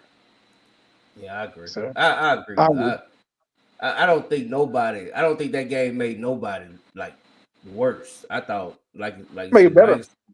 I think Lancaster was better than what we kind of thought. And and I think North Crowley is who they are. I mean, I don't even think we're gonna have an opinion about North Crowley until this week. If we don't want to be honest. Right. So I agree. I thought this game was more about Lancaster, and I think I thought that game was more about Lancaster, and I think this game is gonna be more about North Crowley over DeSoto. Like, a lot of people want to see how they stack up against DeSoto. That's what it's about. It ain't really, ain't nobody saying let's see how DeSoto stack up against North Crowley, right? Yeah, you're right. So right. It's that again. I think that's where we gonna see the litmus test is for North Crowley, right? That's their litmus test. That's who we're going to find out if they're as good as we think they are, and if they got a shot to go the distance. No doubt. I'm gonna say one more thing before we one more thing before we want to go to the last game. North Crowley, I know one thing. That D line, man, they were getting a little linked on by Lancaster, so they're gonna have to clean it up for sure. Because we know what DeSoto likes to do in their run game. So You ain't lying, and man, but you know what though? Again, though, B-Rise, that goes back to show you how good number 2 is for Lancaster. They were That leaning young on him a little man bit. was running through stuff. You know what I mean? Like he was running through stuff. So you're almost kind of curious to what Tiger is going to be able to do against that defense in those same situations. You know, so you're exactly right, man. You know, I think and you got to think about it. North Crowley is down one of their better D linemen. You know, so Big D ain't even play. You know what I mean? So he's probably gonna have to sit out next week. So listen, man. It's football. It's injuries. It's fumbles, it's turnovers, it's missed calls, it's everything in life that can go wrong goes wrong. I week 2 because it's week Yes, 1. sir. You know what I mean? We all got the heebie-jeebies week 1, and week 2 we're gonna find out who can correct the mistakes from week 1, and we're gonna see who's gonna be where they need to be in week 3. So I'm excited, man. I love the start of football season. It's incredible. It's the ultimate team sport. You get a chance to really see what you can go fix from week to week. Yes, you know sir. what I mean? And that's the beauty of it, man. It's a beautiful that's game. the biggest jump, right? Right, Carl? Yeah. It's the adjustments that's made between week 1 and week 2. It's normally going to be your biggest adjustments. Correct. Right? Yeah. Correct. I know what. When you get to week 3, you find out who you are. Yeah. I know one thing though. We are not, and I repeat, we are not gonna let 0-1 after the Parker County escape. We got to talk about their ass too. Okay. Well, I'm gonna get to it. Let me get some shout outs. Well, you ready to jump on Aaron because I know, boy. He ready to go. He ready. We coming. Let me get some shout out, man. Shout out to the winner of the original Oak Cliff Super Bowl. Shout out to Sunset, man. Can I give Sunset a little love, man? That's all. They won it. Yes, sir. Shout out to my Blue Raiders, Hurst, LD Bell. They knocked off Weatherford about 2. You know what I'm saying? Yes, sir. Shout out to Watson Hatchet. They won the battle of 287, 42-14, man. Yes, sir. Hatchet look good. Hatchet look good. That's all I'm gonna say. Don't be sleeping on Hatch. Shout out to Life Oak Cliff, man. Shout out to Coach Johnson. Well, yeah, shout out. Okay. Shout out Trinity Cedar Hill. That matchup coming in 2 weeks. Yes, sir. Shout out. Shout out Trinity Cedar Hill, man. Shout out Coach Jackson, West Mesquite. West Mesquite got the club. Yes, sir. Shout out to Thomas Jefferson. You did? Shout out to Thomas Jefferson, man. 28-19 over Fort Worth, Quarter Riverside, man. Show some love. Hold up. Shout out to Roosevelt. 31 over Spruce. I'm sorry, Willow, but shout out to Coach Holmes. Chisholm Trail got the first win. Man, that don't bother me, man. I'm just giving him a shout out. Well, I mean, that's fine. Listen, I gave him a shot after the game. Shit. We missed somebody? Who we missed? Hey, man, shout out to that. Don't gloss over my Roosevelt. You got Roosevelt, right? Yeah. Shout out to Skyline. 31-0, Roosevelt. Shout out to Skyline, North Fork. WT White. Shout out to the homie. That was Coach Kelly at South Garden, right? Or North Garden? Yeah, that's right. Yeah, Coach Kelly, South Garden. They beat Lincoln, who y'all kept telling me Lincoln gonna be somehow a player in that district. My bad. Shout out to South Garden, man. I'm on alcohol that night. My bad. Yeah, they took care of that. Hey, how was the Ross City win? I don't see Ross City, man. I'm looking. I can't remember. Let me see. Yep, I can't even remember. We did shout out to Samuel, right? Yeah, they got team of the week. The Fighting Diggs put it on Raw City 55-27. Yeah, Shout coach, out to Fighting Diggs. I told him to Fighting Diggs, coach. They Coach doesn't listen to They me. He don't like his coaches to work out. He got to stay out of No. buckets. No, one thing though, them Horns got loose 41-7 over Midlothian. Shout out to Coach out. Nick, the forgotten Coach one Nick. down south, man. He like the forgotten coach. Hey, well, listen, how Lamar do? Coach Nick finally got his first win on opening day. Yep. Congrats. Okay. Yep. Hey, Dub, It's a salute. big difference than was last year, though. Yep. You're right. You're right. I tell you who we can't get that shout out to is a homie Coach Brian at Berkeley. They've yet to win a non-district game. How bad they lose? Jeez, they lost 38-27 to Rockwall. What ass? Yeah, I mean, it ain't bad. Hey. I can't believe Lake Highlands defense held 40 to negative 12 yards rushing. I mean, 12 yards rushing. I was gonna ask about that. Like, I'm What? seeing like Eastside over there talking about 40. I'm like, bro, y'all with life and death with Lake Highlands, bro. Hey, I told y'all Lake Highlands was gonna show something this year. Well, you did say that. You said it. You said it. Well, I picked them as a playoff team too. But I'm just saying. Man, shout out to Lake Highlands for trying to pull the upset, man. Give them their props. Shout out to Garland. Coach did all that hollering, and they beat North Dallas 24-7. See what I'm saying? You didn't need them dog fight You didn't North need them. Dallas. You didn't need them. Dude, we need to give North Dallas the props. Win for North Dallas. So Garland beat North Dallas 24-7. Hey, man, big up North Dallas. The way he was hollering, they weren't gonna win a game. So shout out to But J-Man, listen to that. You beat North Dallas 24-7. Man, they in trouble over there. Hey, man, why y'all trying to random? I'm trying to give props, man. This is a happy moment. This is the happy hour. Oh, hey, this is the happy hour right here. You gave TJ props. I gave TJ props. Yeah. Shout out You to got to get North Dallas they they beat props, Mesquite man. Horn, man. Mesquite Horn fell to Mansfield. I do want to give my boy a shout out. CJ and just that whole squad over there. I think they're gonna be all right. CJ did pretty good, man. He was second in rushing. I tell you what, man. One thing Courtney Allen gonna do is run the ball. I'll tell you that now. They gonna run the ball over there. It did good though. You know, Mansfield a pretty good team. They probably gonna make the playoffs. So I got a good shout out. One I didn't see coming. Shout out to the Allen Eagles, 61-0. Well, see, Allen did what you supposed to do to West Texas team. Shout out to South Lake. They did what you supposed to do to West Texas team. You know what I'm saying? I only love Jordan one go out here and then West Texas come in there and slap them around.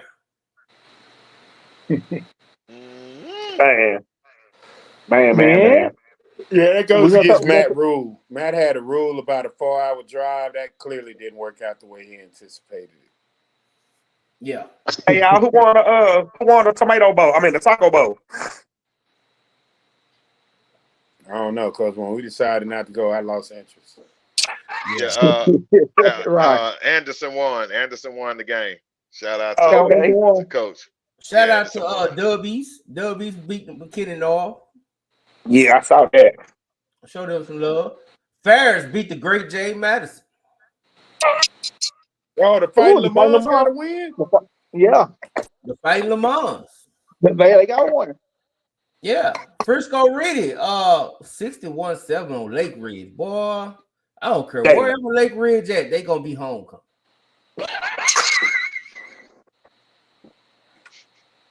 Don't feel bad, B Rob. We both 0-1. No, I feel Hell, bad. not only one like that. Not Yeah. only one like that. Hey man, shout out to Louisville, man. They beat everybody's favorite Mansfield Summit 51-7. Can we finally put that to bed about how great Summit is? I mean, they played sock close one game, and people just act like they was just like stop. Well, you know, some playoff summit. They do that in the regular season. You get in the playoffs, and Yeah, we said that last year. We did say. but I've been trying to tell y'all, the Louisville team is do not sleep. I'm trying to tell you. They young. Nah, we sleeping. They They young. got a Sleeping on that. backfield. Come on, man. Maybe Summit. You'll see. Panther Creek. They beat Money Pete them. God, yeah, they beat them, but you know, we know they rebuilding over there in Lake Worth, so you know, I don't know what the excuse we're gonna give Carter, but Lake Worth rebuilding. Lake Dallas 49. Lake Dallas, Kaufman, Caddo Mills, Joshua. Okay, Hebron. Look at Hebron. Score 48 on Jessamine. That might be the upset of the week right there. No, the upset You know, they is got Ronald over Hall Mount over there now. Crowley beating Mount Pleasant is the upset. I mean, y'all don't think Hebron beating Jessamine was an upset? I do. I mean, Judge beat who? Hebron beat Jessamine. And they didn't just beat them, they beat them good. It's a little upset, J Mac. It ain't just no hell of upset. Oh, y'all tough. You don't think so, B. Roz? You don't think so? Well, y'all tough, boy. God. Hey, man, it's football season. Shit, B. Roz feeling himself. Hell, Jerry saw B. Roz and was like, "Yo, I know you look real familiar." Yeah, I'm getting a check this week. Hey, I'm good. Yeah. Hey, B. Roz ain't trying to give nobody no credit. Lake Ridge got blue out, ain't nobody get no credit. He ain't thinking about I'm just tired of paying taxes for nothing, okay? Man, you see that comment? Oh man. Ooh. Oh, I'm about talking this stuff. You know what I said about Crowley?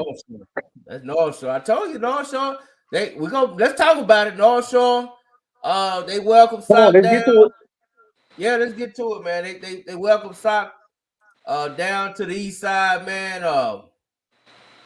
Gave him an egg to put on their trio bird. Damn. I'll go first. That's tough. Yeah, go ahead, Swag. We know how you feel. Tell them how you feel, B. Tell them how you feel. I go first. I'll Joseph side. I'll fan Joseph side. They went out there and tested themselves, man. Which what they do every year. They tested themselves. They just couldn't execute. In the beginning, the first quarter. Matter of fact, for the first quarter, they held their own. They were stopping Caleb Bailey. They were doing their job. But for Sock, outside of running Debo, they just couldn't move the ball, man. They just couldn't execute. Like, I don't know if this is going to be a thing going forward, especially next week when you got Duncanville coming in with their high-power defense. I don't know if this game going forward, but something tells me I'm not trying to stir up no pot or nothing, but something tells me that we're going to see number 5 in that backfield calling snaps real soon if things don't get turned around. Let's just say he didn't come down from Houston for nothing. So if they don't turn some things around, there's a good chance we could see Mr. McNeil never get called. That's all I got to say. Let me go, J Mac. Go ahead. These are just my thoughts on this North Shore Sock game. We gotta keep it in mind. I don't think Sock being Sock. Mind you, first game they trying to test their trenches, offensive line, defensive line, quarterback play, and they want to look at their DBs. So they came from war. He wanted to see how the DBs played against their receivers. He wanted to see how first quarter was 0-0. Second quarter, late, North Shore, they just went crazy. Third quarter, 0-0. So the second half, North Shore scored 3 points. But however, Sock didn't score anything. So that's a big concern. My only concern with Sock is they lost 38-0. Let's say they go out next week and lose 35-0. And then, they go to Longview and lose 14-7. Then I would think, okay, Stock, okay, Todd, Ward, they got problems. Then they would know they got problems. On the offense side of the ball. If that happens, we don't know that will happen. Not, they can win 2 games, they can win both, they can lose. We don't know. But Stock, they play. North Shore did what they supposed to do to a 5-18. So it is what it is. Next. I would just say this. I don't see. We kind of talked about this in the summertime. It was all us versus Coach Carr and Coach Todd, basically on that show. I just didn't see how that game helped them. To me, it makes no sense to do a North Shore Duncanville situation. You can do the Duncanville, you can do the North Shore, but I just don't think the combo platter works. I feel like that there was opportunity to play somebody like not Lovejoy, but somebody that's kind of a similar ilk or whatever. I don't feel like the North Shore Duncanville combo platter works because you got a different team. Every year is a different team. You putting in a new quarterback. You want to make sure that this team comes out healthy physically and healthy mentally after those 3 games that they got to start the season with. I know the purpose behind it. We've heard them, say it many times on the show. We know the purpose behind why they do it. But I just felt like, and I think Rise and J-Mac, we had a whole, argument, 2 shows about it. It just doesn't feel necessary, and you want to make sure that your team comes out physically well and mentally well after these 3 extremely tough games. I could say that they got something out of the second half, but like Rise said, if you lose 35-0 to Duncanville, now we're looking at a 70-0 stat over 2 games, and I know how good they are, how great the staff is and stuff, but it's really about the kids, at this point. You know what I'm saying? How the kids are going to overcome, how mentally tough are they going to be after those games heading into Longview. That's kind of why I look at it at that point. Time. I see what you're saying, Wade, but only difference with that is, and it really ain't no difference, but the biggest difference was I think that the Soto game was like last minute because neither one could find nobody else. Like, it ain't like they wanted to play that game. Like I said, I like it for them, man. They for competition. Name me I'm gonna give Sauce some credit on this one. Name me one team besides Duncanville, or 2 teams besides Duncanville and DeSoto that will take that schedule. Not many. Hell, you see, even the great Katie, they want to play Duncanville. So that's testament to Sock that hey, you play North Shore, you play Longview, and you play Duncanville. If you go 0-3, your kids getting work because you got to think about it. You going into a district with pretty much just a cupcake. Let's be real about it. Nobody in that district gonna come. Nobody in that district probably score even 7 points. If not, if somebody get 14 points, I'm shocked. But you got to look at that part. So these kids, for most of these kids, like Friday night and the next 2 games, for most of these kids, this ain't 3 games they're gonna play a whole 4 quarters.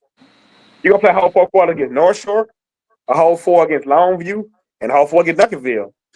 You go on a district and you play Samuel or somebody like that. Shit, you're gonna play for 1 half. After 1 half, they come out of halftime and just a jersey. So you gotta look at that part. I think like I said before, I think it's smart. I like the scheduling, especially consider the district you in. If Sock does play in that district and then play like a 2 cupcake teams or somebody mediocre in the regular season, then people gonna be like, oh man, Sock ain't playing nobody. So hey, if you start off 0-1, start 0-2, 0-3. Honestly, I think they're gonna go 1-2 out of this. If not 2-2. If not 2-1.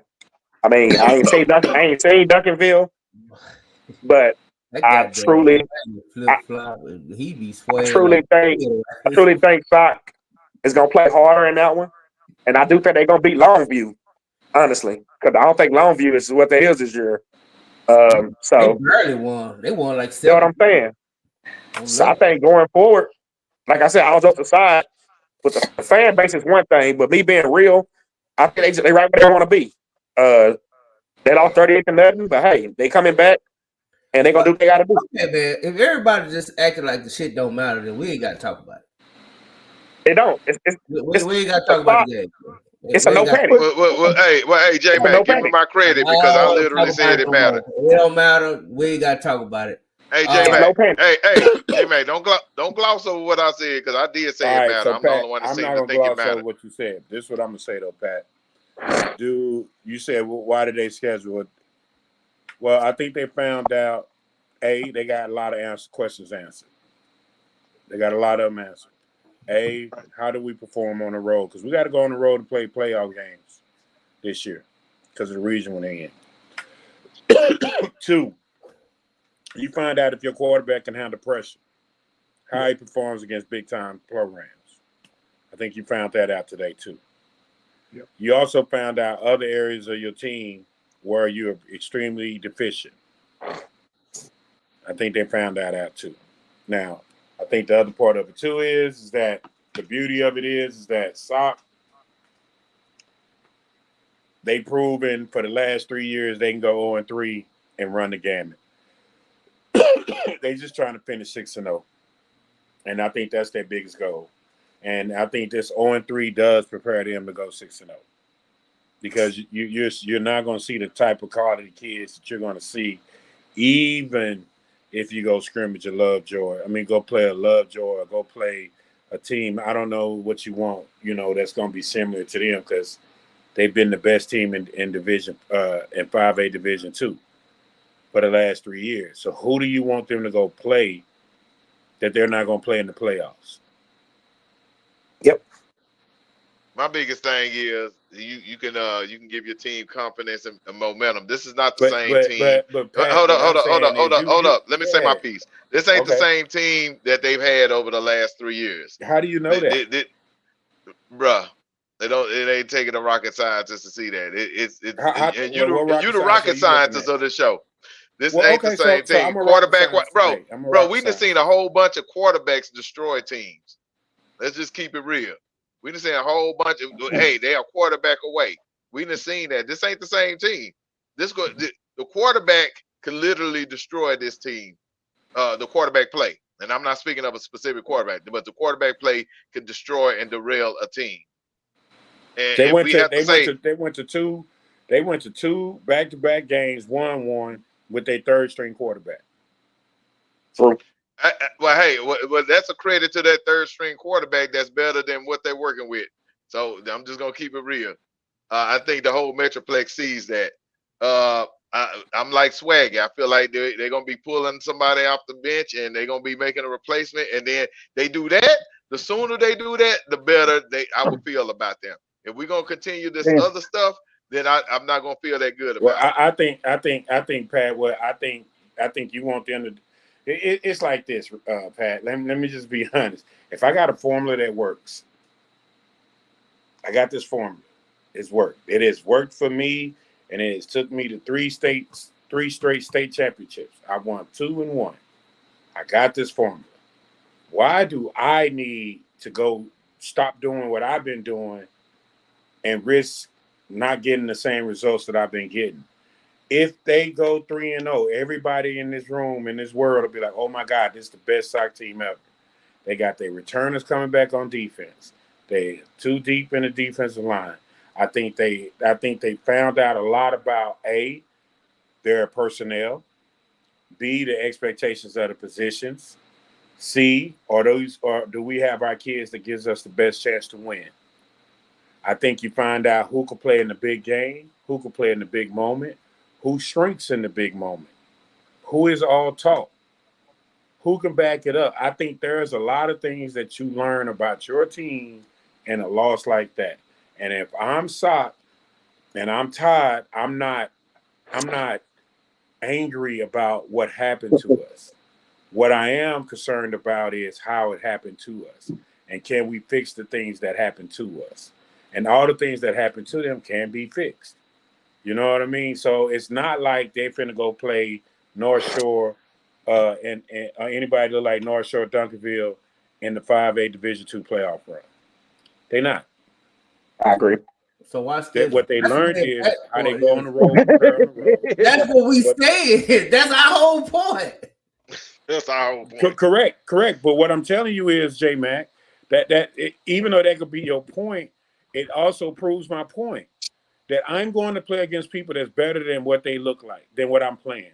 So when I do play, it's like this. You in the preseason now playing on Heisman for all you NCAA 25.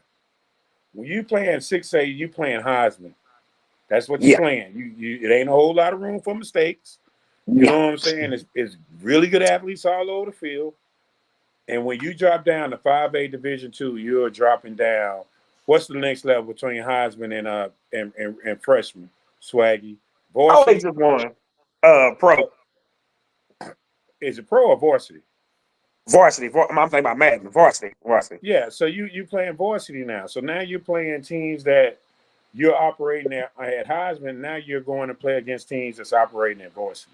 I think you need those games. There's nothing wrong with it. It's nothing. It's nothing wrong with it. It's no different than it's nothing wrong with it. I think they found out a lot about who they are and what they got to do as opposed to what they don't have and still trying to figure it out going into district. So what changes you think gonna be made? And I don't even know why I'm having this conversation. But what changes is gonna be made for Duncanville? They gonna change quarterbacks? Well, I think Ty said ask him the question. He said I would tell you if you could go and speak on us, ask me the question. Send him the link. I mean, you can send him a link. I don't want to talk about stuff that don't matter though. I'm gonna talk about Capel and Satchel. Y'all keep telling me it don't matter. All right, move on, bro. Shout out it's to like every time we turn the side, she just start getting sideways. Go move on. Yeah, it ain't getting sideways, man. The man just want to defend his team, and what he doing ain't no different than you. I ain't talking about that. I'm not talking about him. Look, move on though. Well, y'all send him a link. I think the Ward link. I guess. Yeah, y'all can send it, but I'm just saying, man. If y'all gonna keep telling me stuff don't matter, I don't. I thought we could talk about Alito and Gar. Oh, we still gonna talk about Alito and the fight in Valencia. Would they know special teams playing, Sal? There you go. Damn. Start right there with no special teams, Alito. Well, you can't win games if you can't play special teams. But go ahead, B. Rise. Let me start it. That's the game I picked Alito in. But yeah, man.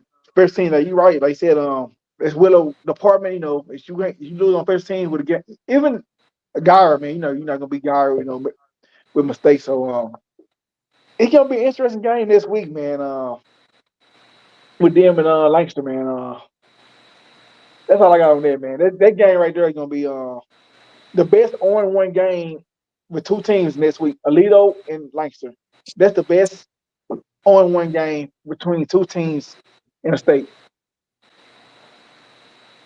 Where the game at?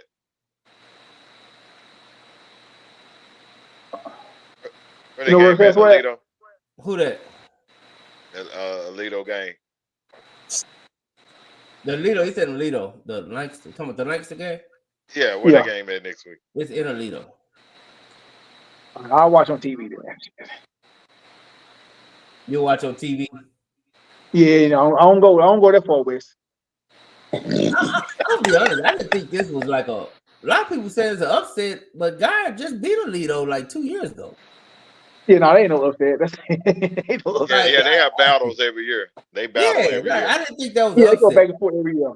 They go back and forth. They talking about upset. I don't see the upset. Like, no, they go back and forth every year, man. Yeah. So you know what I'm saying? I picked God. So I didn't think it was an upset. I think that was a. Now I am shocked, like Willow, that a team like Alito would look that atrocious on special teams. Right. I will say that. I'm shocked. I'm shocked. And Aaron Valencia still ain't had an answer for that, have he? No, he been getting drugged, and I don't think he necessarily feels some. I think he feels some. Listen, the one thing I'm gonna say about Aaron told you. He said, "Hey, go on and get it out. Go on and take your shots. Y'all been He waiting did. years to do it. You know, he's open and free about He it. You did. know what I mean? I just want to know if Lamar gonna have that same energy when they take a L. Hell no. It's gonna be World War III running around this month.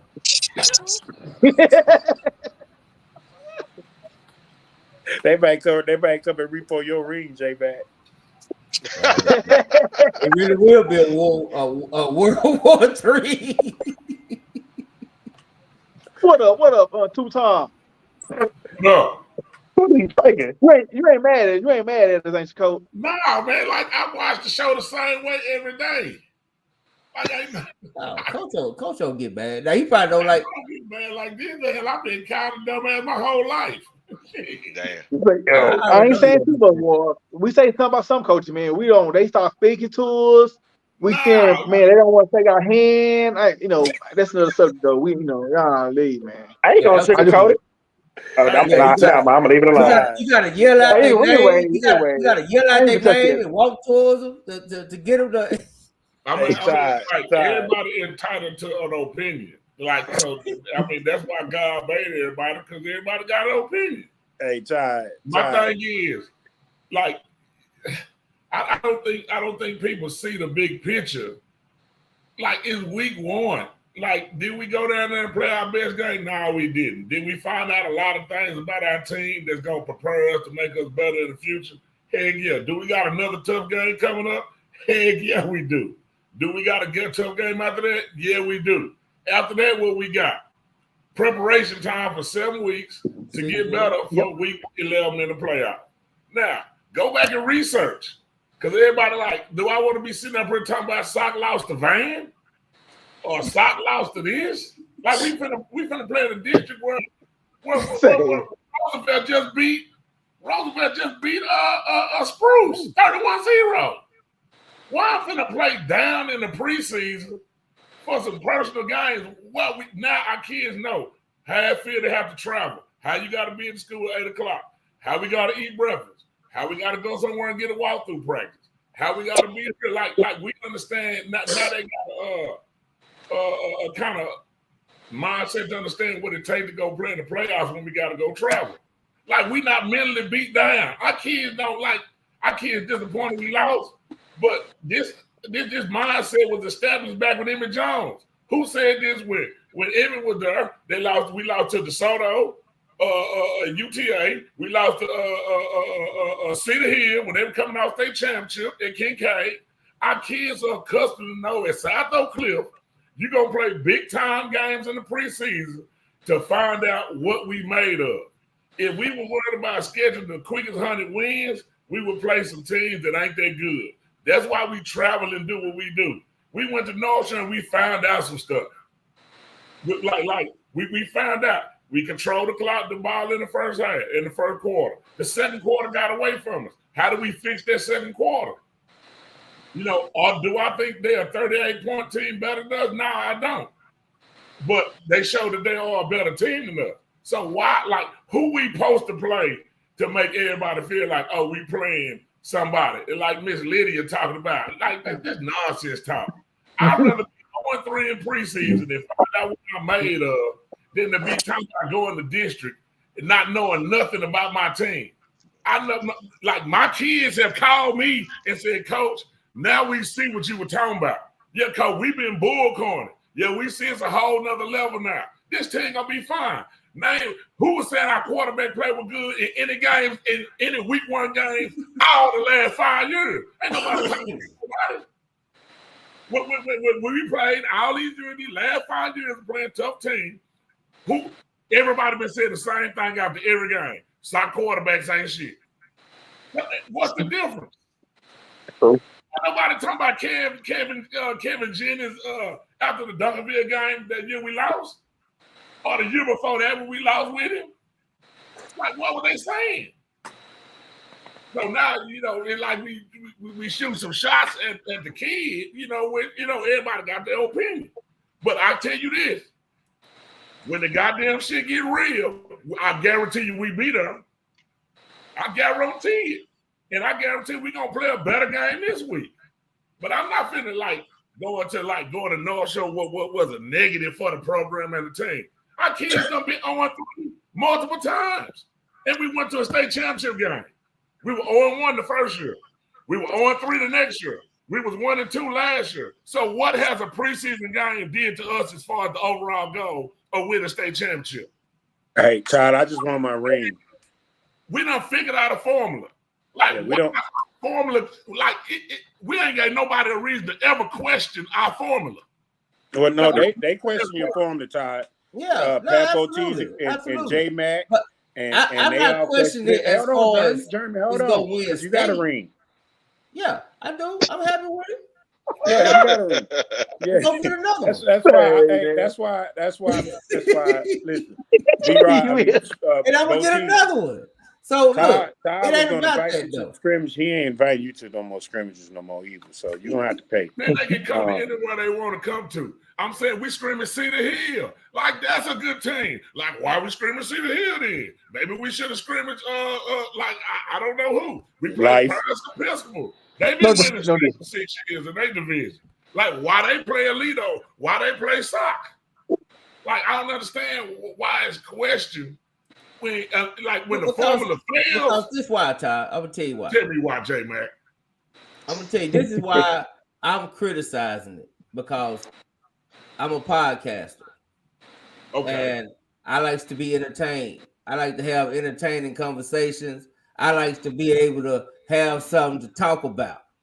So when I'm criticizing, I'm not looking at it from the point is, well, Sock ain't gonna win state, or Sock gonna win state if they look. I just want something I can tune into. I'm saying, wherever we play is gonna be a crowd.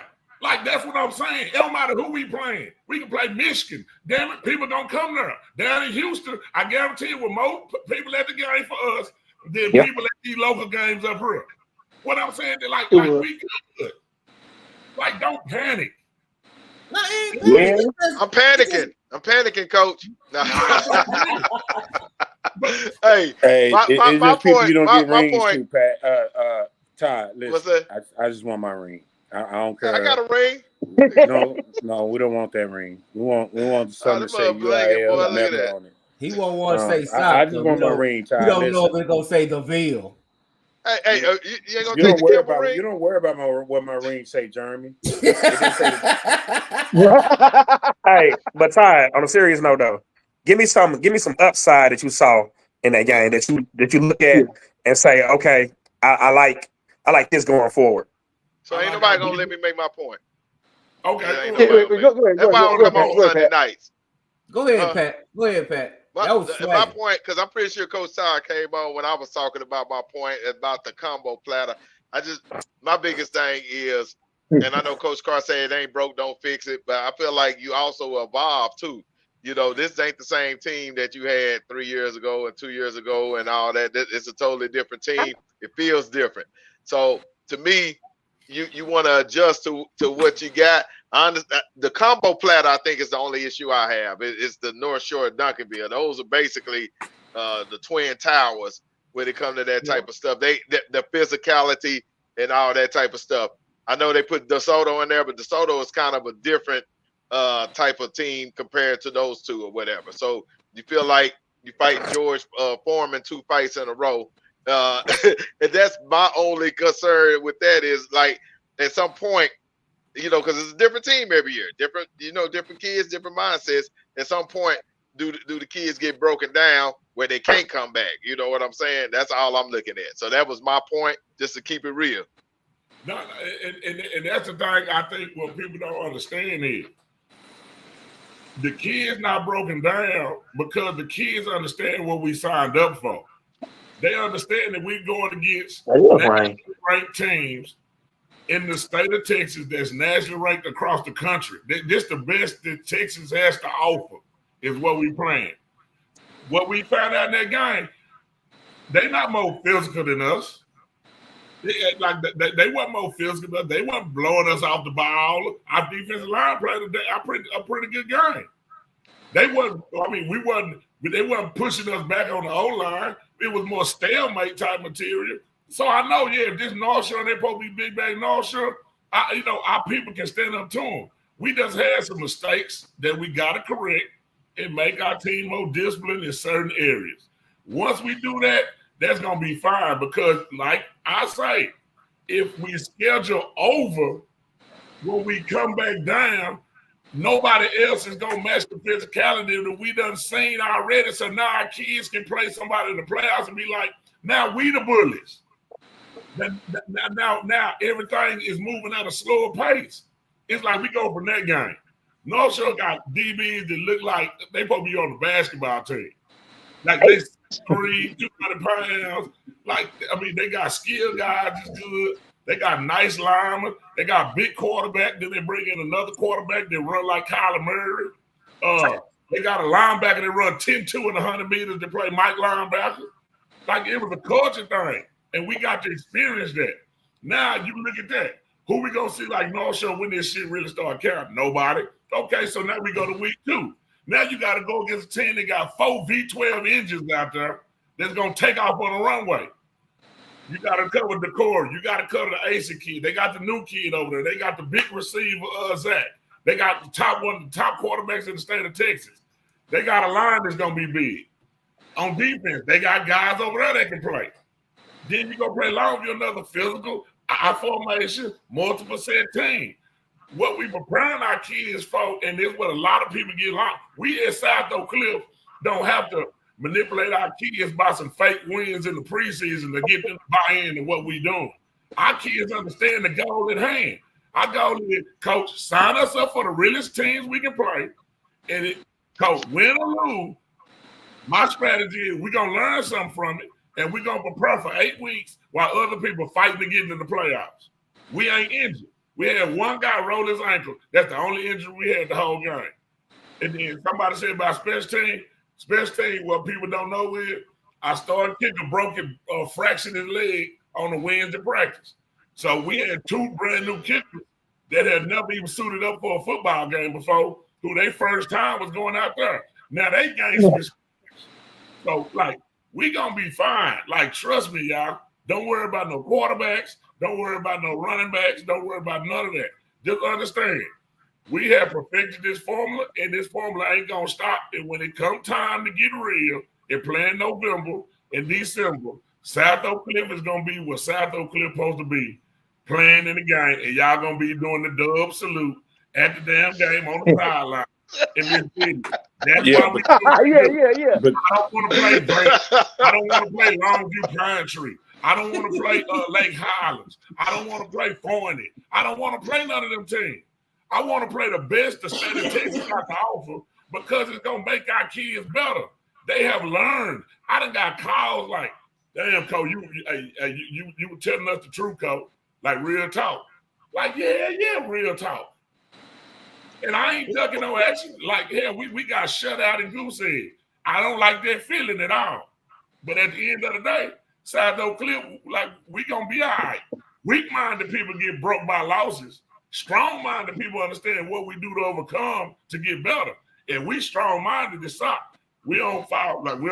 Can't nobody break what we do. Can't no parent break it. Can't no media break it. This shit is instilled in us because this is what we do. And this is what been perfected long beforehand. I don't want to play no other team. I want to play Alito. I want to play Duncanville. I want to play DeSoto's. I want to play Longview. I want to play North Shore. We'll play Katy. We'll play goddamn Westlake. We'll play South Lake. Like, I don't want to play like we'll play Harlem. Like, we don't care. We don't care who we play. We don't care. Boy, look, he turned to Reverend Martin Luther Todd tonight, boy. We're going to pass the collection plate. But he's been telling you that, though, Pat. You don't want to listen, Pat. I got my own brain and opinion. I'm not a follower. Yeah, well, this is the thing. This is the thing. We already know. I mean, we already know what you, like I said, we already know. Yeah, we know the strategy. Yeah, we know the strategy.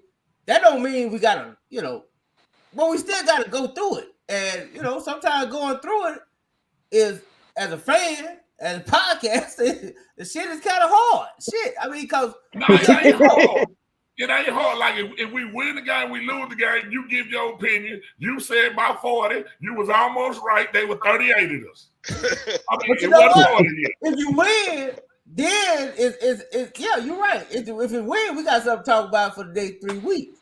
But when the status quo, then it's like, well, damn. But that's what I'm saying. Y'all think the people gonna still be there. The people's gonna still come. Like the people is still coming. Like the one thing I said about soccer people, hell, they were going to games for soccer 0-10. Yeah. So like our crowd ain't stopping. Like they traveled to Houston. If you could have saw the game, like if you could have saw a crowd, like we had a big ass crowd down there. Well, I mean, that's a big deal for them. They ain't never seen y'all down there like that. You know, they ain't never seen this side. But we got to travel. We got to prepare for a situation that we're going to be back in when it's time to link up with PNG in the rematch, when it's time to play Texarkana High. We got to go through the same things that we was able to experience this week. Then we got a shorter trip in a couple of weeks. Now, who else we going to cover? What DB we going to see better than the Sanchez kid or the Calicut kid, the 2 6'3" DBs they got? What receivers we going to cover later on that's going to be better than the Corey and them receivers at Dunkerville? What quarterback we going to see better than the 2 quarterbacks we playing in the first 2 games of the year? Like name some better. In our schedule, I don't give a damn who we play. Who we going to see this better? You ain't going to see none that's better. And I don't think and that's the whole point too. But I mean, like I say, it wasn't about the strategy of what you're thinking and all that. Yeah. It was more about, like you said, you just named Highland Park, Katy, Westlake. Hey man, right. I'm down with it. I just want to see something different. You know what I'm saying? So it wasn't about it's more about we just want to see something different. Not playing the best, because Westlake is a very good team. Katy is a very good team. Right. Westlake is a very good team. Yeah, I mean, those teams are good team. It's different. So that's the whole point. But we got to have somebody that's also going to be committed to playing us. That's true. But we got to find out. Calls been made. Like we call and reach out to people. Some people don't want to play us. I can't help it that Coach gassed and like shit and stand up, dude. He like, Coach, let's link up. And we'll come down there the next year. I can't help it because Coach Sanders don't find games. I can't help it because if we weren't playing Longview, we would have been playing DeSoto week 3. When I'm supposed to duck from the competition because I'm scared that we may lose a game? Hell nah. Well, but my team understand the big picture. Ain't nobody gonna get bored of them games. Hell, y'all still go to Carter Kimball game. What that shit bring? You're gonna stop taking shots at Carter. It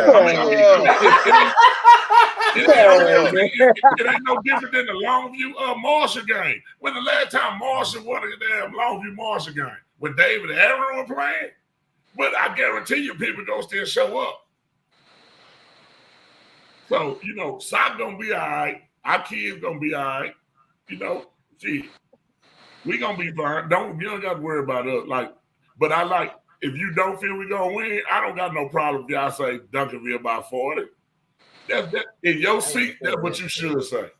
Well, that's the thing, Todd. I gave y'all a better chance to beat Dunkerville than North Shore. I just knew North Shore would be that's a big game to them. Like they couldn't wait till y'all get on that bus. Yeah, they're Super Bowl. Yeah, they couldn't wait. You know what I'm saying? So, and that's what I'm saying too, though. Next year, they got to return the favor and come back up here. Yeah. So that, next year, let's see, we can gauge it. Okay, year 1, they got us this way. What it gonna be like next year when it come around? You taking them Pleasant Grove next year? Nah, we probably we're gonna be at Kincaid. Okay. They treated us with hospitality down there, so I wouldn't dare do that to them. Yeah, I like Kincaid. And I'm saying we got to go, and that's another thing I don't think people realize.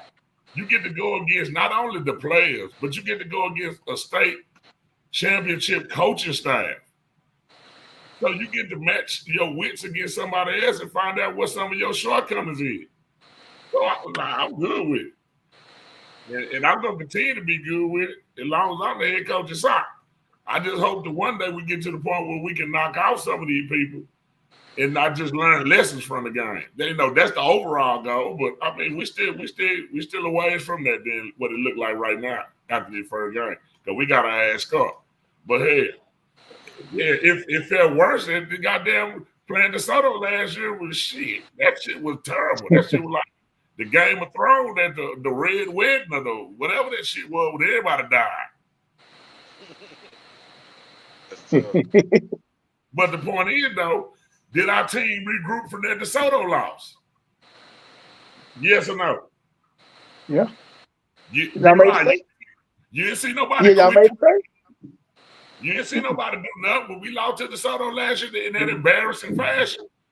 We regrouped and we got right back to the same point with the opportunity to win the state championship after that embarrassing loss. So, I mean, I ain't worried about no loss. I ain't worried about if I get 100 wins faster than somebody. I don't give a damn about none of that shit.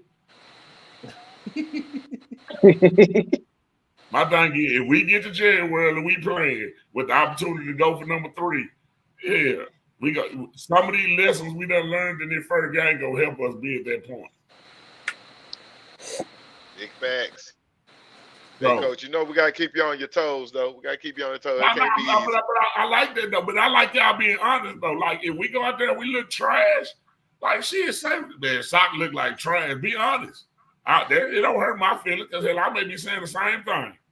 Well, you one of the very few we can be honest about. That's why I don't have no problem. That's why I don't have no problem. And most of the time, like y'all know when I'm bullshitting, I'm just having fun. You know what I'm saying? So that ain't that ain't the point. Now, I didn't want, and another thing is I just didn't want to see Houston happy about shit. So they get to beat the Dallas team. So that makes me mad. I ain't gonna lie, it makes me mad. So I ain't want to be walking out the field like thinking like, well, man, Duncanville get y'all ass back. You know, I gotta call my big brother, man. Fuck all that. But you know what's how?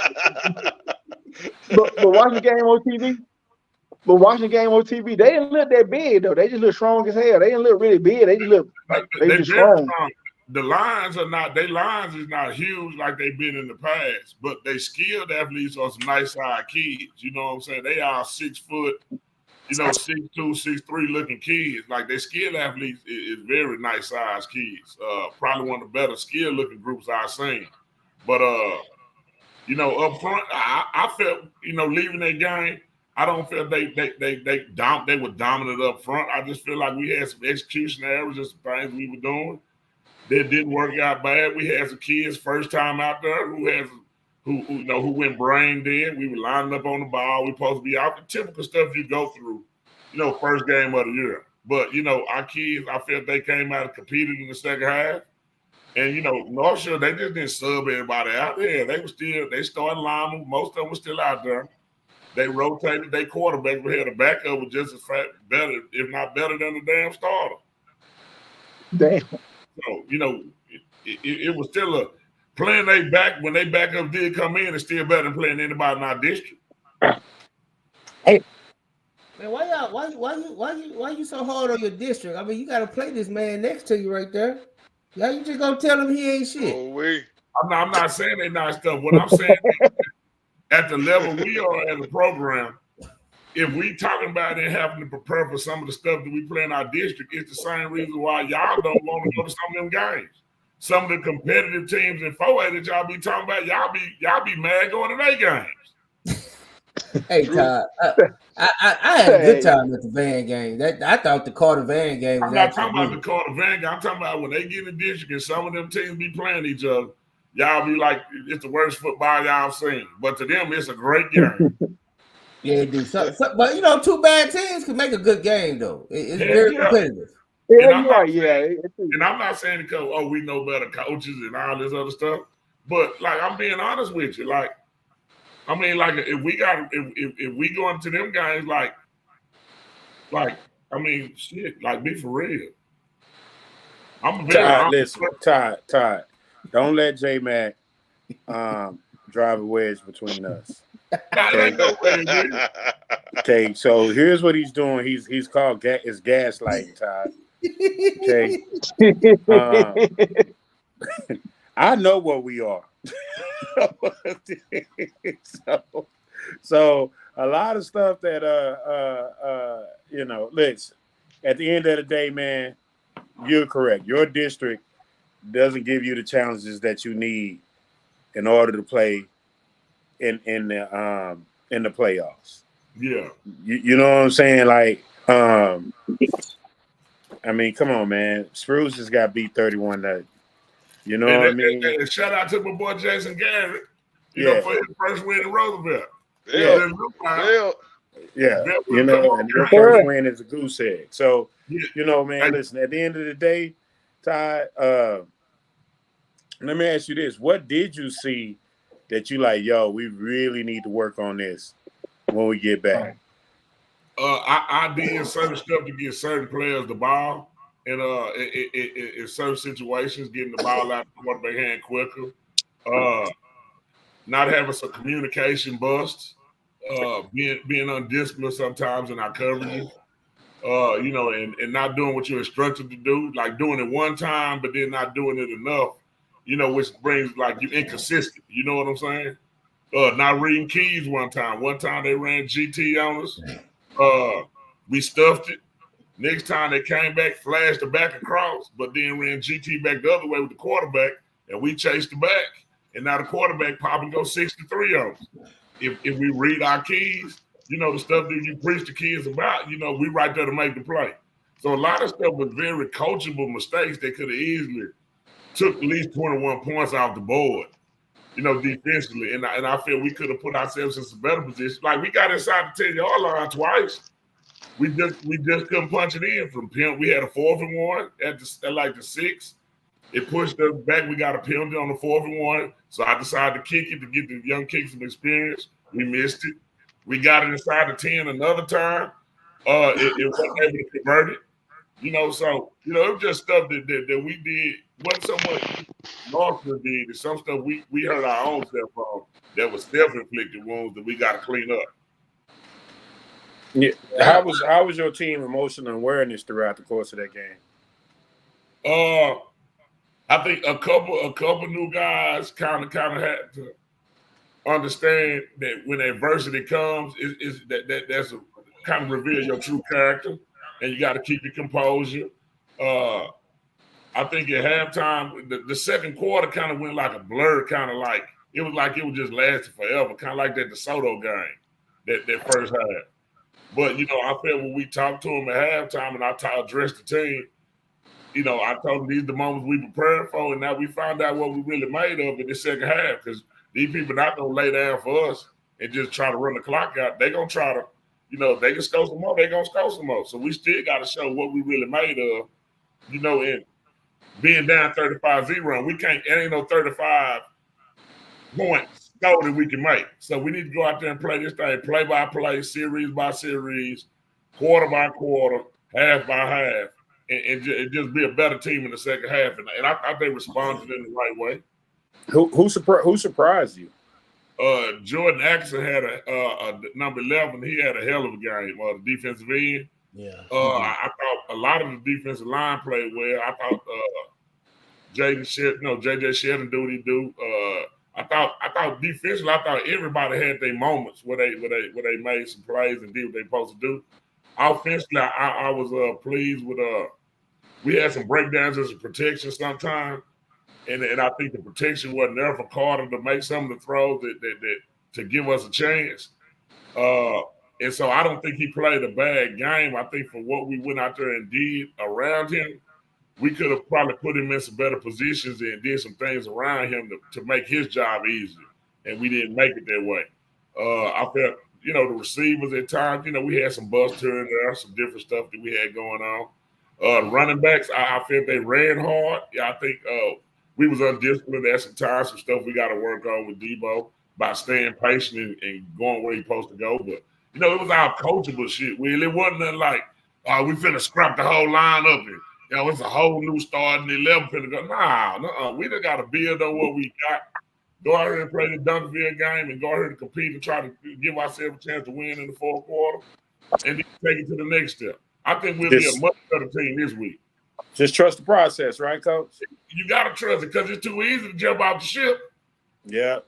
But goddamn, if God tell you had a faith of a mustard seed, I just tell you have a faith of a watermelon for me, baby. We gonna be all right. I hear you, Coach Wall. Hey man, all this sound good, man. It's just hard. It's just hard. I mean, Yeah. it's just hard. Yeah. When you're a fan of sock, man, I mean, it's just hard, dog. Like, Yeah, man. For 10 weeks, you gotta twiddle your thumbs and make up something.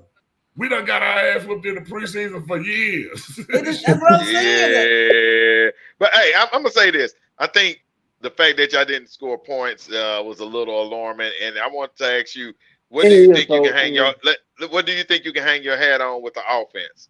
What is it, the running game? Do you feel like you can pass it? What you can hang your hat on?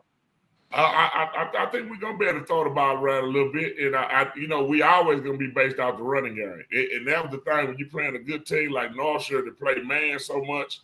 They got them safeties in the run fence with the linebackers. A lot of things that's done against traditional defense is not done versus them because they close so quick and they so athletic. But I really think it was a lot of power. I think our offense. That's what I'm saying. Because if you go back and look through the history. What was our offense last year after the first game? Then we did throw it to Trey some to get a couple touchdowns, in that game against Duncanville. But we had never playing North Shore defense. It's a different style of ball than playing against Duncanville and playing against DeSoto and them. Like North Shore is like up in your face, press corners. Everybody, they play man-to-man every play, and everybody in the box triggering. So it's a different feel than playing against Duncanville or DeSoto or something like that, from what they do defensively. They got tremendous athletes in the secondary, and they say, can your player beat my player at the end of the day? Yeah. Right. And they good with it. I mean, I ain't gonna sugarcoat. They got a hell of a staff that adjust and do some good stuff. But I don't. No doubt. They ain't 38 points better enough. We just didn't do enough to prove that point that night. But we ain't get 40 piece like J-Mac wanted us to. Hey, I wasn't rooting for it, but that's just what I thought because I really did, and because I just knew, man. I felt like y'all was going into the a bee's nest or a wasp nest or whatever. I just figured y'all was going into a buzzsaw, like man. They wanted y'all that. And that was the thing. Like the first thing in my mind was, okay, in these games, the first key is let's make it through the first quarter. So we made it through the first quarter. And the thing like, okay, now it's the second quarter. But in the second quarter, we gave up a big play, got the ball back with 3 and out. They got another big play and was able to score on us. And it was short fields involved and stuff like that. Versus a team like North Shore, you got to make them drive about 80 yards, 75 yards. You can't get them short fields with the type of athletes and some of the scheme and the stuff they do. And so we got to get ball and punt. And also it was, it's called the first time playing in like meaningful games like that. And then you being a quarterback, and then you gotta go punt on 4th down. So we gotta do some stuff better conditioning wise to make sure he better off in those situations. Darius. Yeah. Yeah, they gotta go up to Fort Worth this week, man. Yeah, man. Yeah, I probably won't talk about that game. And they're very cocky too, though. Oh, that's Houston, of course. No, they cocky in the mud like I'm like, God, they tripping. Yeah. But they make something like our kids ain't back down from this year. They right there acting crazy too. Yeah. Oh, right. Now, Coach, real quick, I do want to can we jump off of this real quick? I just want to ask your opinion about some other games, other scores. Yeah. Were you surprised to see Melissa, Lovejoy, Anna, and Alito all take L's? Denton Ryan and Alito is like kind of a championship matchup between two caliber teams. Right. Did the running back play? Yeah. Oh, he did? Yeah. Talking for Alito? Yeah, for Alito. Yeah. I know he's supposed to be injured. Yeah, 89 yards. He played. These people kind of talk too much for me anyway. but that's neither here nor there. But you know, so but I'm saying when you're playing then you know that team like that's a championship pedigree program too. That's a tough week one game for anybody playing either one of them. Right. What about Lovejoy letting the West Texas team come in there and spank the kids and kiss the old lady on the way out the door? I mean, I don't really know what Lubbock Cooper got right now, but I mean, Lubbock Cooper really has always been a perennial deep playoff team out of West Texas, so they're not like no regular team. You know, that's the team we played in the 5th round to go to state. So I know what they produce. You know, they used to playing the Lidos and all these good competition teams. So, like I said, Todd Dodge teams normally don't pick up till week 2. So, I mean, year 2. So, you know, it probably was a good game for them. They probably learned a lot from. Yeah. Well, I was shocked. I was impressed by the Lancaster game. Oh, did you watch that game? And I just keeping up with it. You know, I like the fight that they showed because, you know, kind of coming in, how people was talking about North Crowley. You know, it was like it was going to be a massacre or something. Yeah. But, you know, one thing I can say about Coach Powell, you know, he going to always get his kids to play up no matter who they playing against. I just hope they're able to maintain their health and stuff as they go on through the, you know, they gauntlet preseason plus they, you know, tough district. But, you know, if they able to keep that up, I think I wouldn't be surprised if they shocked Toledo this week. Me either. That's why I was thinking about picking them to win that game. They look good, Todd. They look good. They fought. You know what I mean? To the end. Yeah. Because I think the last time when Toledo lost it early game here, they still won state too, I believe. It still won state. Yep. It went 0-2 and still won state. Yeah, they went. So that's what I'm saying. Like losses in the preseason really ain't detrimental to your program unless you just got a weak-minded culture. Like it's about the growth. Yeah, if you lose early, damn, you just lost early, but you got time to regroup. Do you win district? Do you advance to the playoffs? Is the ultimate goal. Now everybody want to be 16-0. But that ain't the qualification to be in the state championship. State championship teams, you need to win the last 6 games you play. 6-0. Yeah, you need to be 6-0 at the end of the day. So, you know, I think that's the key. What I learned from talking to successful people is that, you know, a lot of people get caught up in the hype, kind of like the BCS era. You know what I'm saying? Or like Little League. If you go play a good team in Little League and lose, they act like the world over because you lost a preseason jamboree game. That don't mean you ain't lying about that. Well, I just seen more teams break up this summer from jamboree games. Yeah, they go crazy on preseason games. Boy, they gave you tripping, boy. But I'm anxious to see the Soto North Crowley game. What day they play on? Man, same. Everybody play on Friday night. I swear, I ain't never said. I'm like, nobody wants to play on Saturday. Yeah, right. If I wouldn't come to our game. I'll go to that game. I mean, who y'all got this week, Todd?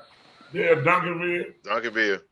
Yeah, you might as well just go to Soto, North Carolina. I mean, I think that's a prime game that people just want to. You know, if I was a podcast media guy, I probably want to go to that game just because all the hype is kind of been built up too, and they got to come to the Soto, so you know, Coach Matt is gonna have going crazy out there. Oh man, and you know, Coach Gate gonna bring the same intensity with his group. So I just want to see how they have when them two Titans collide. I want to see if North Crowley like that, or you know, just head and shoulders better than the world.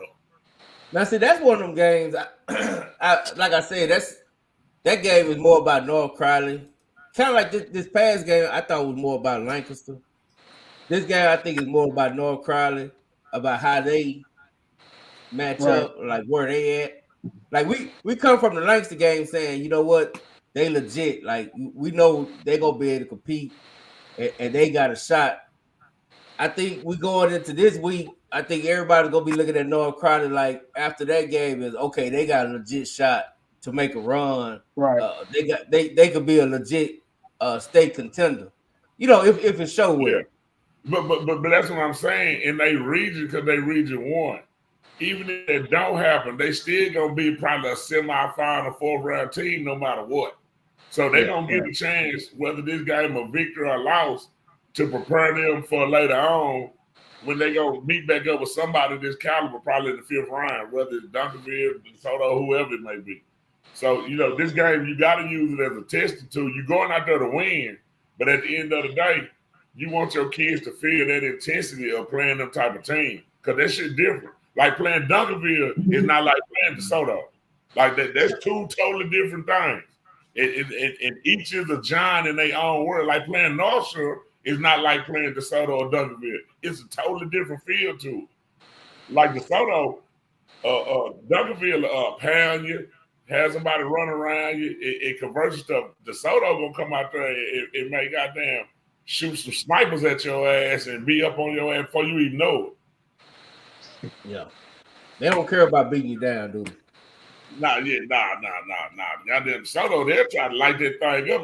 Shit, it's no surrender. If you don't wave no flag, you can wave a flag. You know how somebody I surrender, and then that still come snipe your ass. Hey, Coach, let me ask you this, Coach, real quick. Just mentioning all that, if you had everything at your disposal, what team would you like to be? What team? What style do you admire? Do you want to be that pound them and beat them to the ground, or do you want to be that sniper that just mash the gas? I would like to be like a dual type of team that can smash you, that can go around you. Kind of do a little bit of everything. Like whatever my preference would be for that particular game. But we can play this way and we can play that way. So I like to kind of be more versatile. If it's time to come, kind of have DeSoto show last year. Where they showed they always been high powered, but last year they showed you a different form of physicalness. For us up front with the run game than they probably have had in the past. Like so they were kind of two-way type of team. Dunkerville has always been more of just smash it, take a shot, but they're gonna try to ram it down your throat. Paul. No doubt. Yeah, Paul.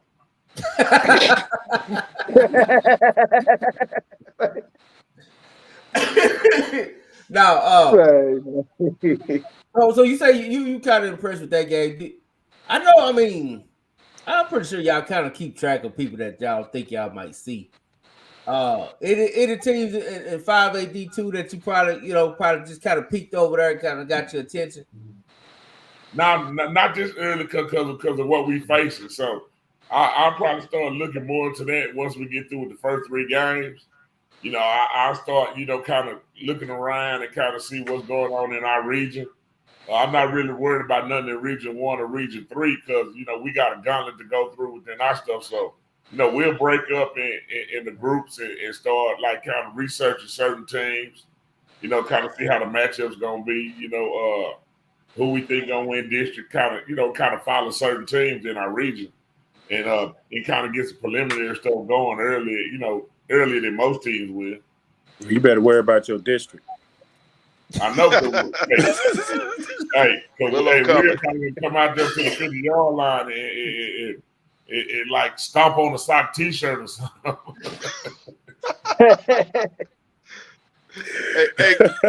hey, Coach. I have a saying that I was talking to my youth teams today because they want us to rank them and figure out how they are. I said I really don't know what y'all are until after 3 games. What's your quota? What's the number where you know what you are? After the first 3 games, I know what we are these first 3 games because a lot of times you got to play competitive people to find out what you are. Like if you just beat the mess out of people, you may not really know how you're gonna respond to adversity. So I would say after the Longview game, I know what we are as a team. And then I know what we need to prepare for the next 7 weeks in order to be ready for the playoff. And then I know I look at it and take us 1 game to get back in tune, pull out the first round, then we're going to be ready to roll in the second round. Yeah. No doubt.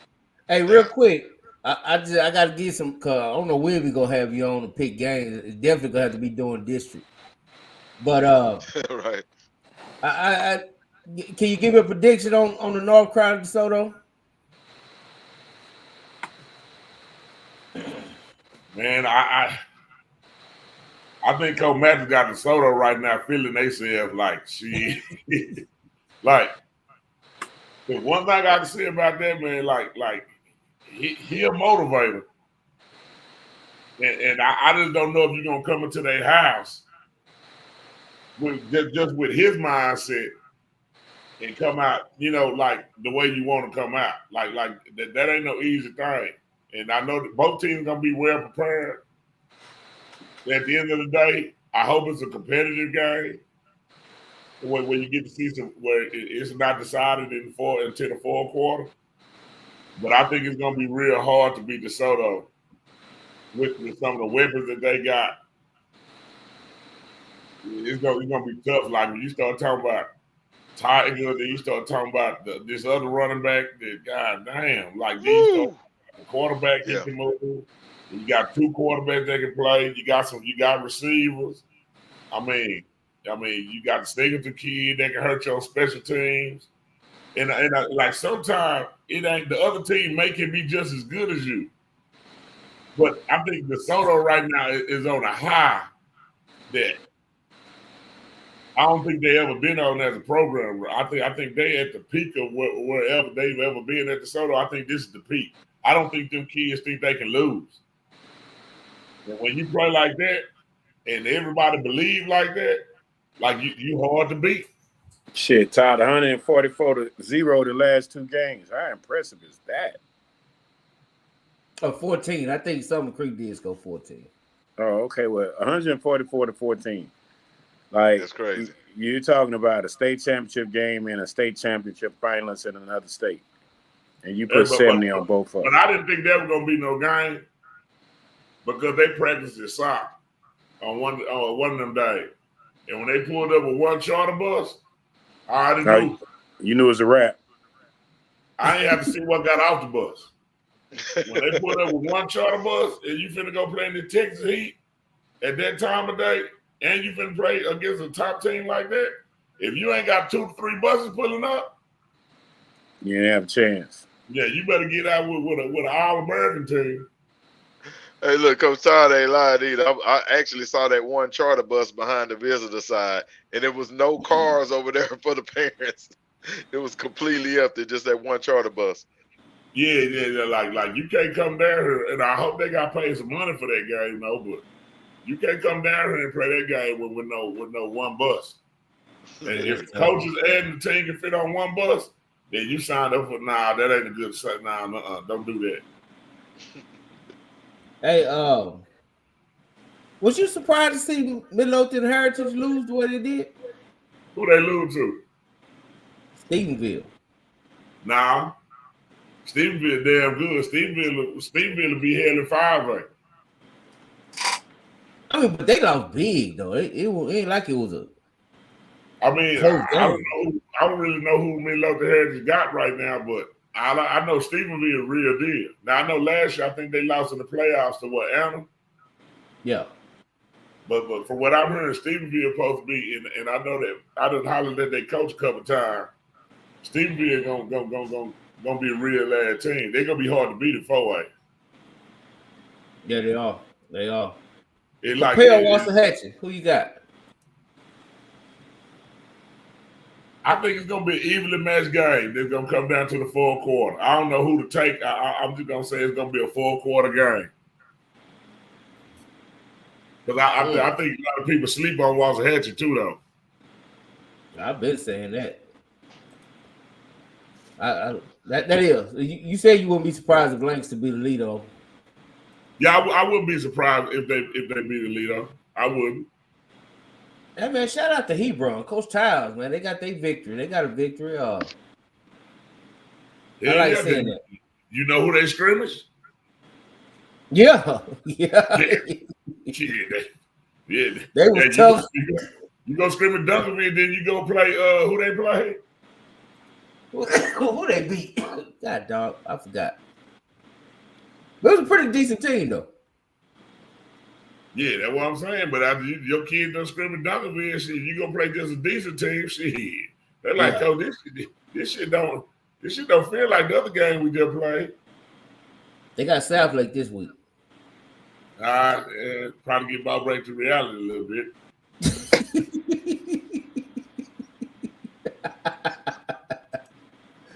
Oh, Rickson Berkner, Mesquite Horn, man. What you think?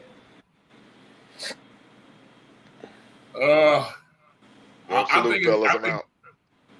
All right, man. You ain't got to go to work tomorrow, man. Labor Day. You supposed to be working for Labor Day. Bro, working tomorrow too. That's crazy. Ah, damn, that messed up with you. You got the true meaning of the holiday. No, I appreciate you, Coach. Man, you know, I wasn't expecting to see you until like week 5 or something, or week. But we appreciate you coming on. Yeah, y'all said my name 3 times like Candyman. Yeah. I knew he was gonna come on. I'm surprised. I figured somebody would already sent the link before we even started the show. Nah, but I think who was that, Horn and Bergman?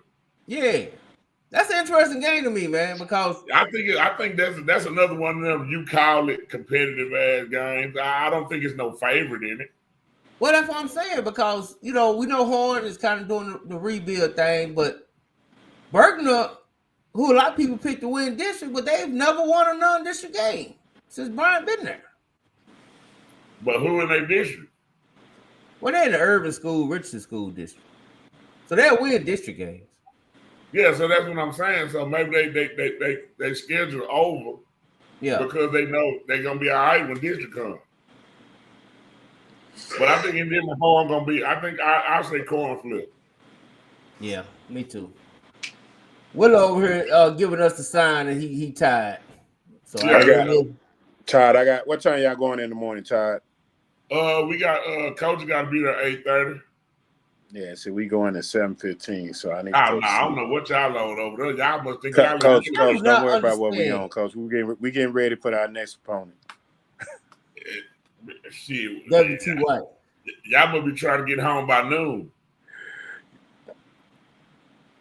Not I, says the guy who got to play Duncanville.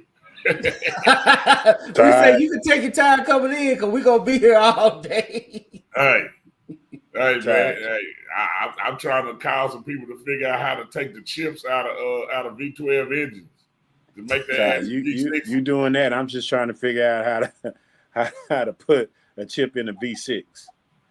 So, you know what? I hope we get an off week where I get to come watch Will and I get to be like a guest dub member and get to be on the sideline and follow Will with the camera and see his antics and shit on the side. Hey, Todd, I just want you to come to a game where you can actually interview the winner, and it's me. So, yeah. I don't know, man. Who went saw the scrimmage, man? Willow be in his bag, man. If you ever see Willow come, I mean, I've seen it before, but yeah, Willow be in his bag when he out there. Hey, man, I'm good. He got to be ready because Thomas Jefferson got them a victory the other day. Todd, it's a lot of teams in our district got victories, man. Samuel got a victory. Thomas Jefferson got a victory. But Samuel had a good freshman class though last year. You know that was solid. That all had to play on varsity. They have to compare. You know that they'll be decent. Yeah, they'll be much improved. They should be much improved. You know, and we young, man. You know, so I just didn't think they'd give up. No, I didn't score so many points.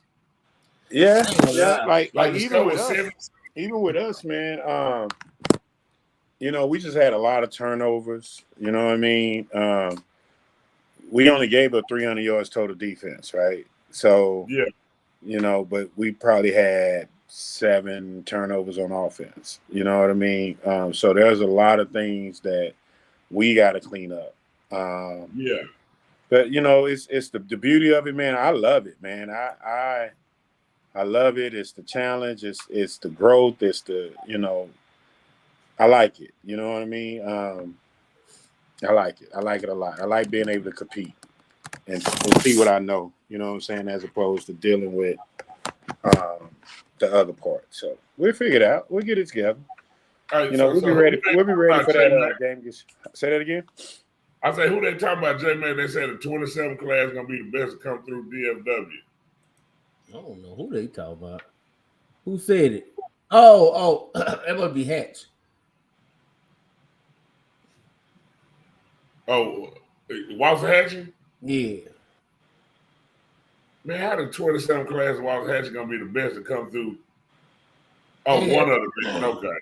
They had some J-Mac in that added to that class. Man, I wouldn't give man what they had in that class. I'm saying, if you look at the 25 classes. Oh, he said, okay, my bad. He said the class of 2027 period will be the best class everywhere. Period. That's just the best class in Texas. Period. At what school?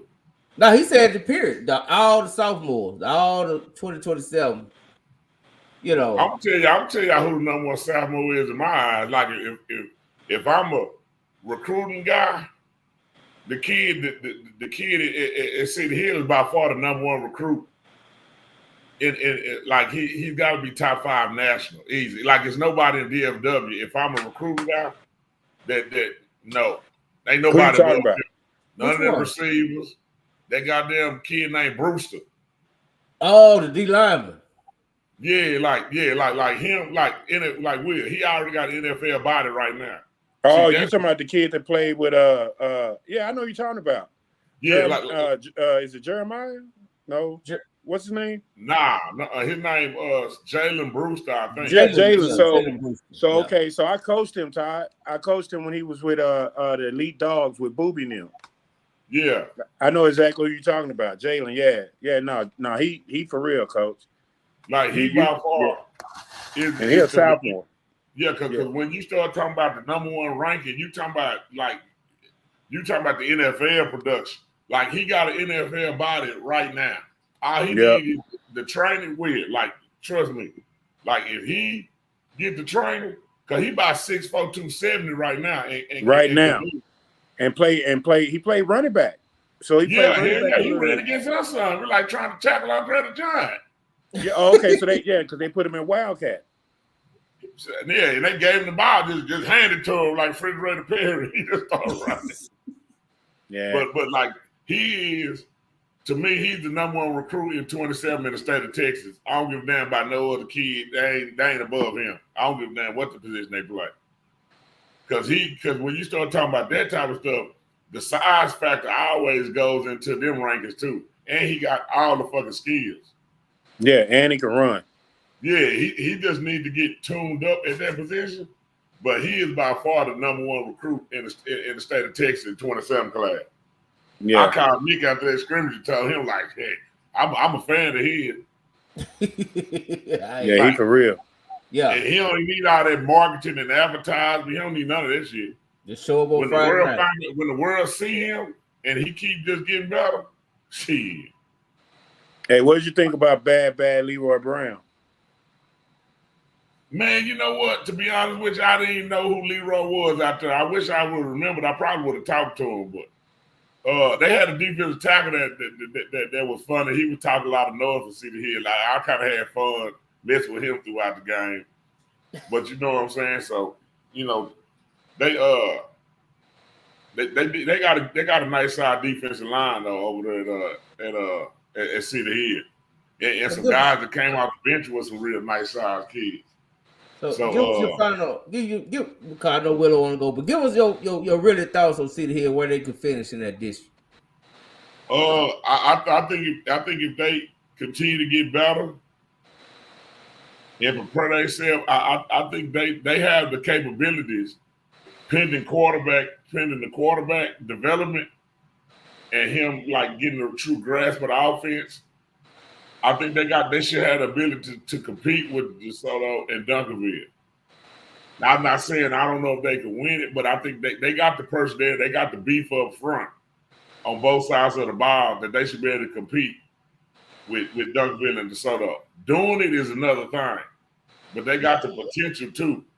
But like when I saw City Hill, D-line walk out on the field, the first thing I thought of was they look like Duncanville now. Damn. But they automatically gonna be the biggest out of that district up front. Like it ain't nobody gonna be bigger than them. But the thing gonna be is being the biggest don't always mean you the best. At all. And I think when you play at DeSoto, being the biggest don't mean nothing because they ain't always had the biggest players. They just always been highly competitive. Duncanville has been more built on size and being bigger than everybody. So, you know, they make it, you know, but then you got to cover the V12 engines out of there. Like, that shit hard to do, too.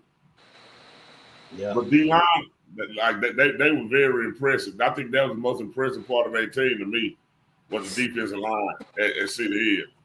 Yeah, they going to be all right, man. I like them. Yeah, I'm pulling for old Nick, man. Even though he don't return my text, man. But But he don't like you. He don't like me, man. He don't. And it's okay. Hey Yeah, it's Todd, okay. man. You enjoy your night, man. Have a great practice. I'm finna try to cause you know, hey, Duncanville got the PNG O line coach. Yeah, I know. So he and gonna the be Lovejoy OC. The Lovejoy OC. Yeah, and he That's gonna try to advantage for beat. y'all, though, right? I mean, I hope so. I hope he come over there and bring some bad luck to their ass.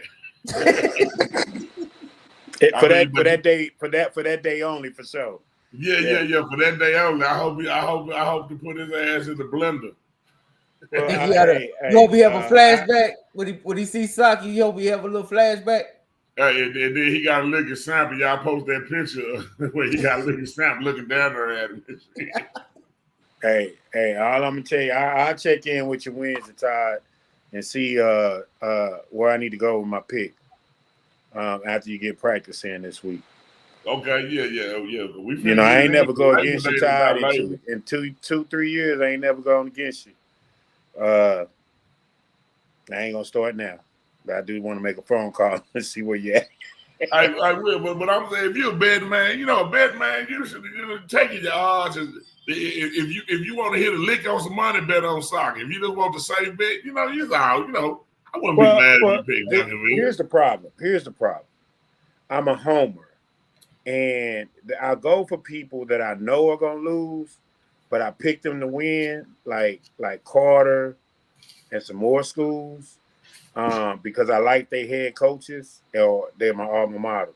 So,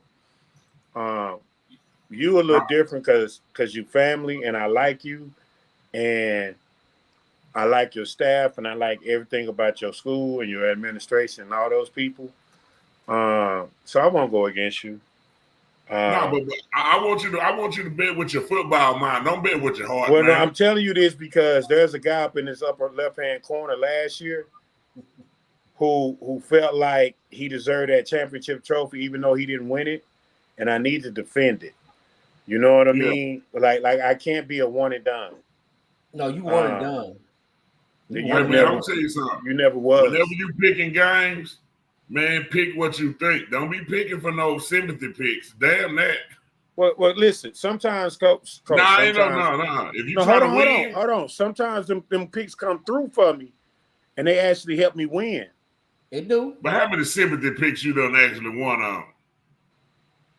Yeah. He stuck with Frisco Reedy one time that rode him. Was that last? Was that I stuck with Frisco Reedy. I stuck with Richland.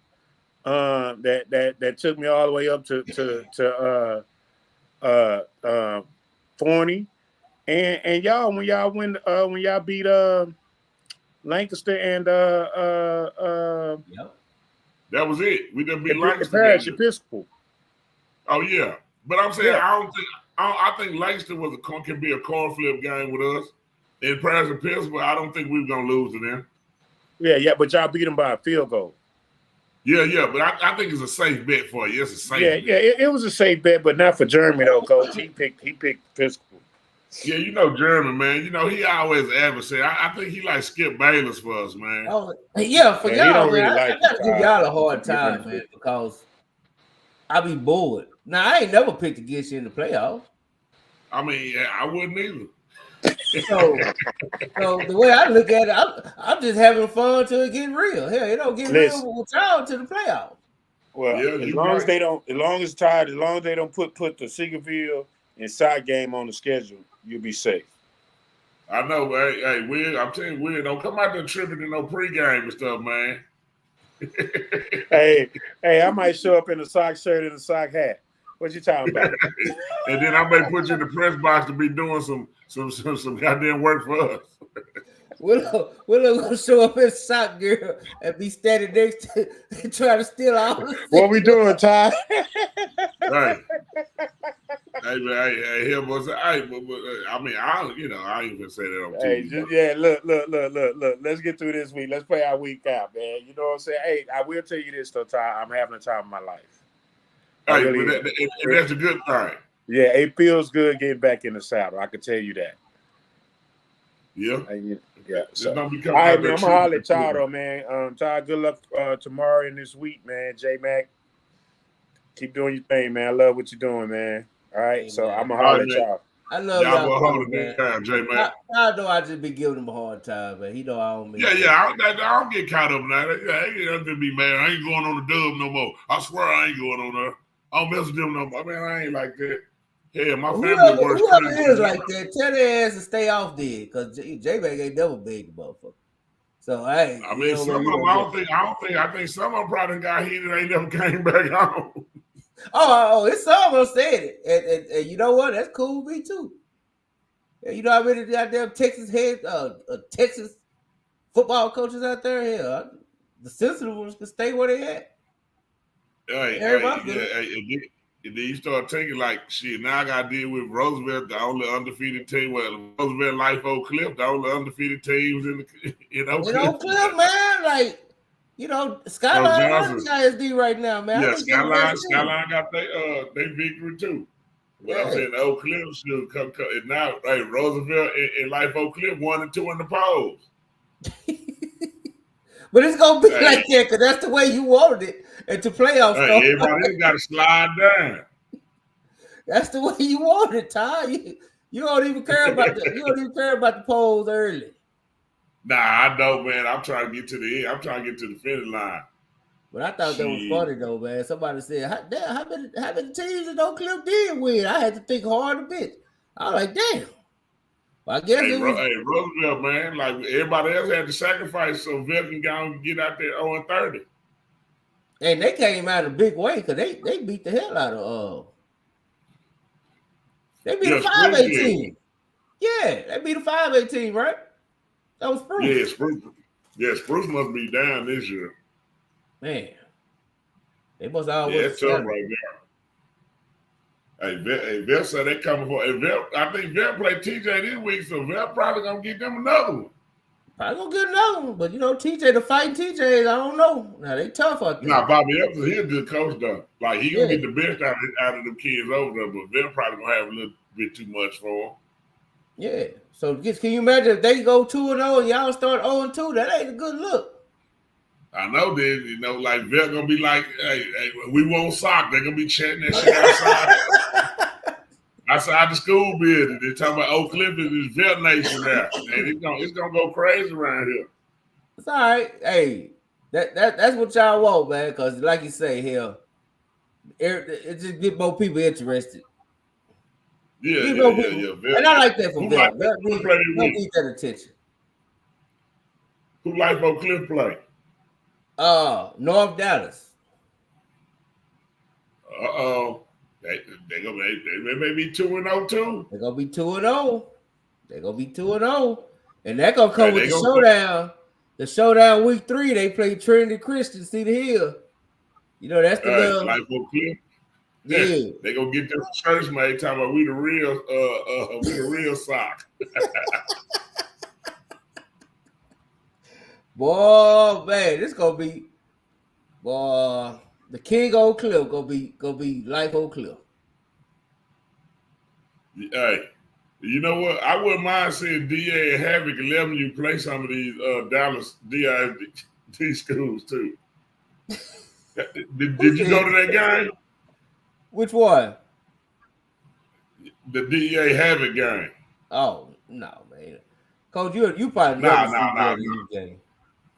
Nah, for real though, it's some they got some kids out there. I know. I be watching it on Facebook. I look at What's Your Heartbeat and Hall of Fame. Oh yeah, Keeper gonna have all that Hall of Fame. Yeah, they gonna have all them games. Yeah, I watch it on there, but you ain't gonna find me out there at the game. So Kimball go out of town this week though, don't you? Yeah, what you think about that? I don't know too much about the team in Did that team win? Because they played at DeSoto Saturday morning. Did they win that game? They played at DeSoto Saturday morning? That Pine Bluff team, they played at DeSoto Saturday morning. Who they played there? They played somebody. That Pine Bluff team, they played at 11 o'clock. They played somebody. I don't know if they won or not, though. And I ain't know no game at DeSoto at 11 o'clock. Yeah, it was a doubleheader. It was that game, and then it was and that's the same team that Kimball was gonna play, and then it was the DeSoto game at 5. Yeah, so don't nobody know who won? Yeah, I mean, I know who won? Did Pine Bluff somebody. win? Did nobody even talk about that game? I bet that stadium emptied in a mug. Because the MSW. Pine Bluff team won. Oh, they did win. Oh shit. Yeah, Raymond, how the Pine Bluff team look?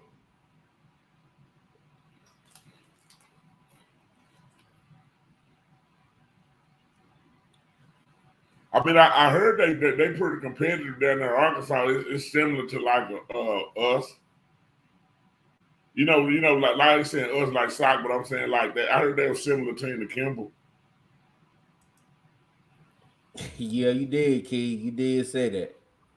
But I ain't gonna lie, we could damn near say DeSoto about 50 no matter who they playing these days. For real. Yeah, DeSoto on. Yeah, they on some different stuff, man. I ain't even gonna lie. So who DeSoto played the third game? They see they play with my man down there, Justin Evans, man. They play Corpus Christi Miller. Oh yeah, Sheldon Miller. Now, what's called said that's one of his best friends. So I'm gonna see how he treat his best friend. Yeah. Comatic can hang some on his best friend here. I don't think Comatic got friends when the game started. Oh, when he said that when we was talking, when he was on the show, I was saying to myself, boy, I can't wait to see how you treat it. Hey, I can see Comatic beating his own child by 50 or 60 if he get it. If he get a chance. If he get a chance, he damn sure gonna do it. Basically, he gonna be giving down. He like to see that scoreboard light up. Yeah, they make that. Yeah, they're crazy. Hey, it must be nice when you can do it. I ain't gonna lie. Yeah. I mean, yeah, you gotta take advantage when it's your time. Shit, you better enjoy it. Yeah, it don't last forever, but boy, it sure feel good when it's going on it. Yeah. Yeah, but Lord of mercy. But shit, I guess I'm actually Oscar. And what they play at the Alamo Dome or where they play? Yeah, they played at San Antonio. They played in San Antonio. I think CC Miller said that's as far as they budget take there. They were looking, and that's the crazy thing is he said they was looking for a San Antonio team to play, and nobody wanted to play it. Yeah, that's what I was saying. People be ducking them games. I don't get why you duck. Like a loss. I understand if you don't think your team could be competitive. I guess I get that. Cause even though like y'all lost, 38-0, but it wasn't like it didn't look like you didn't see kids just quitting like kids running down the field and people just running on the side of them, ain't even trying to tackle them and shit like that. You know what I'm saying? Because I see that. I be seeing it. So I guess if you don't think you got the kind of kids that's gonna be able to, fight 4 quarters, I guess it's probably best not to do it. I don't know. Now, so how y'all get taking pictures of Jerry Jones? Oh my! Well, I was with the jail trying to fool Jerry Jones. Pat, Pat, aggressive reporter. Pat walked up there and he was trying to interview him, but Jared wasn't trying to speak on no camera. So Pat just kind of switched it up and said, "Well, can we give a pic?" And Jared was like, "Yeah." So we got the pic. Yeah. Yeah, y'all like Ed Warner or nothing like that. Yeah, man, But everybody keep talking about Jerry look like he was scared, but I don't even think Jerry knew where he was here. Jerry pretty old. Jerry put I know some boy Swag. I know boy Swaggy jumped in that picture quick, didn't he? Man, all that no, and he wanted to get right next to Jerry. I'm like, hold on, I thought you were the big 49er fan. No, Swag about that limelight. Yeah, he was, but I mean, he hurried up and got to him. I heard the Soto band sound now. My partner over there, he the band director. I wasn't at the game. Oh, you didn't go? Okay. Nah, I ain't go, man. Like I said, man, I try to, it's early. I'm gonna try to catch a lot of teams I ain't gonna be able to catch. So, I probably won't go to you going to this week? I'm not sure Thursday, but I think Friday. Like I said, I'm gonna go to probably Red Oak or Seguin, and then go down to Capel, Waxahachie. Where they play At Waxahachie. And Seguin play at Red Oak, so it's like right down there. Do anybody play Saturday this week? Yeah, man, I'm gonna be in wherever they playing at, but Skyline play Fort Bend Marshall. Oh, okay, that's the little classic or something, huh? Yeah. So I'll be at that game. I wonder how they looking. Who Fort Bend? Yeah. I don't know, but I can't wait to see them since I don't gave up on seeing them play soccer. So I'm like, well, hell, I guess I get to still play Skyline. we asked it, they ain't want to play. I'm talking about the playoffs. Y'all supposed to be y'all never get, they never do make it to you. Yeah. So. Yeah, PNG got them bored. Yeah. So I can't wait to check about it, though. I can't wait. I always hear they got a good athletic team. You know what I'm saying? I know they got that cornerback. I think that's the one decommitted to Texas and flipped over to LSU. So supposed to be real good. Yeah, that boy Coop, he over the band now. We'll see. Not the same. He sounded like a goddamn black school. That's gonna be different too. I enjoy Lancaster band though. I ain't gonna lie, man. Lancaster got a good band. Yeah. Lancaster got a good band. They been like with the sock. Yeah, they had a good band, man. But why everybody got so many drum majors now? Like Lancaster had like shit. What they have 5? How many people had the band?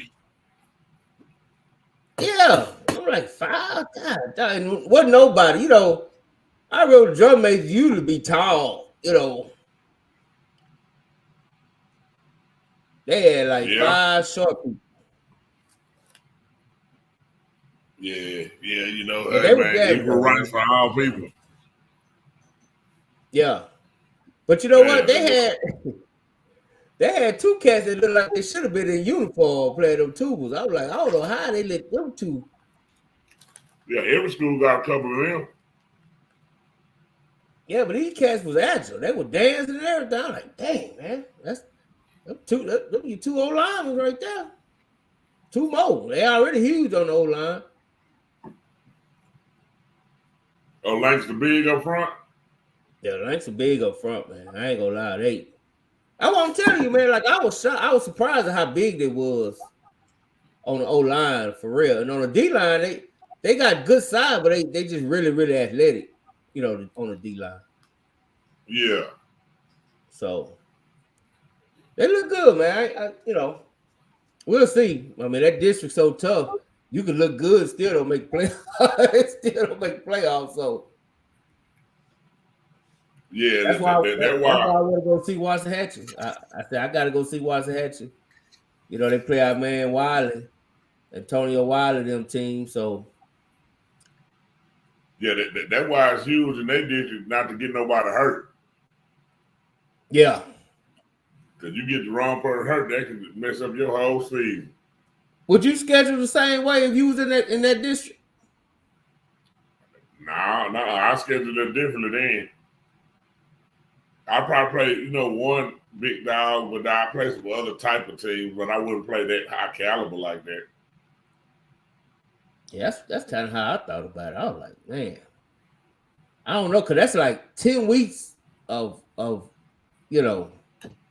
just you can Yeah, say, brutal. yeah, it's brutal, man. You gotta have some depth for that. But that's a good looking team though. I ain't mad. Paul got him right. Paul got him playing hard.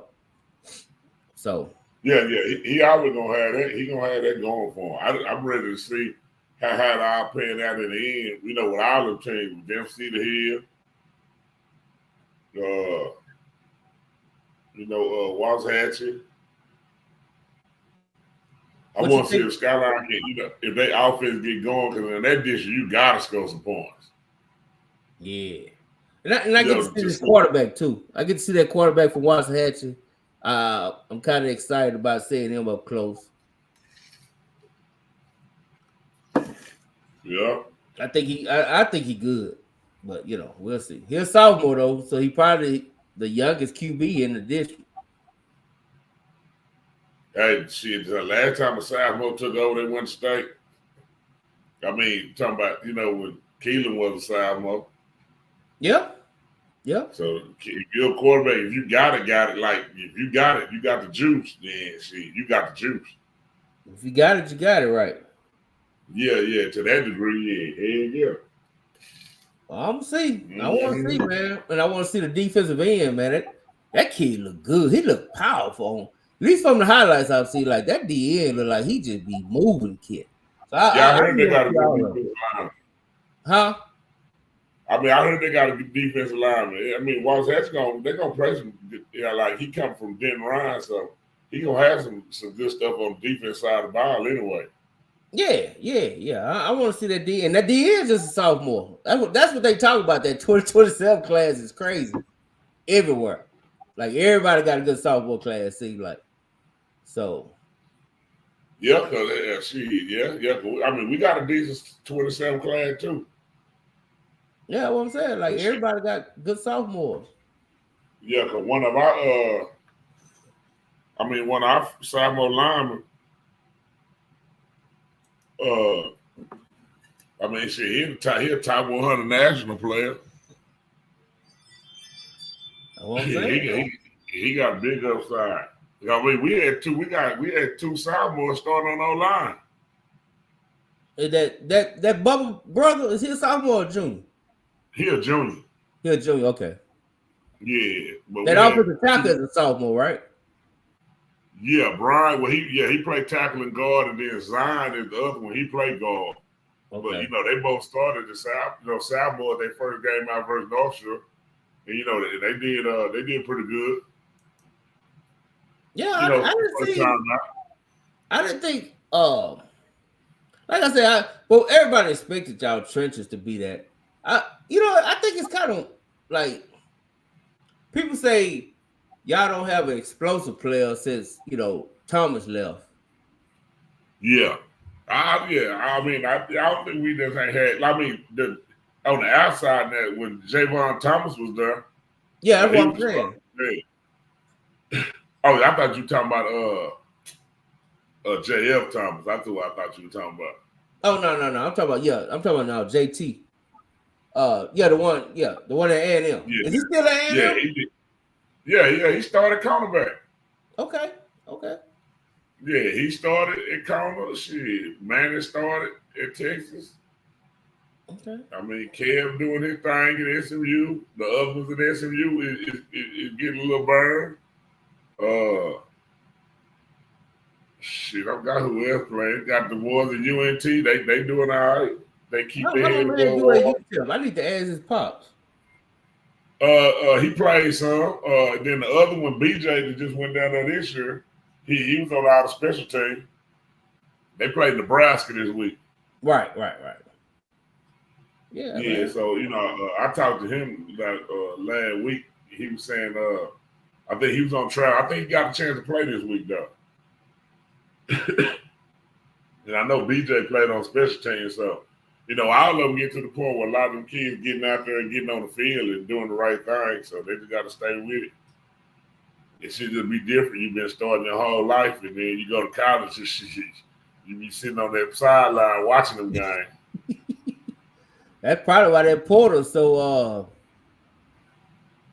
be hopping so much. A lot of them cats ain't used to having to sit and earn their way back up to the field. Yeah. You know what I mean? Like they don't understand that process. Yeah, But I nah, guess but yeah, it's hard, man. I mean, you just gotta have the yeah, right 27. people. We got some players in it though. Now I think about it. Who? The 27 class. Just Yeah, I'm telling you. Clauser, that's his name. That's the DN name, Clauser. Appreciate that, Mark. And he saying from top to bottom. 2027 class is yeah. It is, yeah. man. When I think about it, like that linebacker from Lamar, he a sophomore. Yeah, I heard he damn good too. No, he That's is kind nice, man. That's a heat-seeking missile. I ain't lying. Like that dude right there. The cornerback, I think he good. He a sophomore. We just had Tay Ellis on. He a sophomore. Like it's just a bunch and of what good happened to Bishop Dunn? Who? They said Bishop Dunn had 9 starters out for 3 games and the head coach suspended for the year. Damn. Yeah. I ain't talking about it, but yeah, I heard. That's wild, man. We don't report. Who the top running back in the 27 class? Who? Who the top running back in the 27 class? Damn, that's a good question. Hell, probably that Joker, that Joker at the Soto. Oh, hell yeah, he the number 1 running back. I'm tripping like a bug, man. Yeah. Yeah, that's my guess. Now, Noah Crowley got a really good sophomore running back, too. Yeah, last name Ingram or something? Yeah, number 23. That's all I know. He nice. Yeah. He can go. Yeah, he nice. That's So the running back in Duncanville, yeah, he the top running back. Probably gonna be the top linebacker too. Yeah, he gonna be top whatever he want to be. And then it's the 3 receivers that's supposed to be, I guess, the top receivers, whether it's Booby, the boy Crowley, or the But there's so many other ones. There was another one I was or the one that went to Duncanville. Yeah, the one with the Duncanville. You got Booby, the one at Crowley. But it's a lot more. Like it seems like receivers, it's just more and more coming. Yeah, they just started training earlier now. Ain't the kid from Melito, ain't he a sophomore, the Finley kid, or is he a junior? Nah, I think he a junior. Oh damn, the running back down there at Randall Cole too. Now he is the truth. He a sophomore. Yeah, he ran for like 2,000 as a freshman. God damn. Yeah. He really did. I seen some film on him. Yeah. So that's what I'm saying. So now when you start saying who number 1, that's why to me it's gonna probably be out of the big running back at DeSoto or either the defensive lineman at Cedar Hill. Yeah. I just think these wide receivers, they get so much attention because a lot of them is able to play a little earlier because they don't have to go through all the physical stuff as much. Yeah, and then I mean, in today's game, you can go find another good receiver. I don't know nobody that's just head and shoulders that because ain't none of them just no physical specimens. You know what I'm saying? Yeah, ain't no Calvin Johnsons out there. Yeah, ain't no Julio Jones looking, kid there's nobody named. So, I mean, you can they kind of spread out where you can just, whatever your flavor is, you can choose. But when you get that person that got that physical body and can go, like, then that take you to the whole nother level. Yeah. Good shit.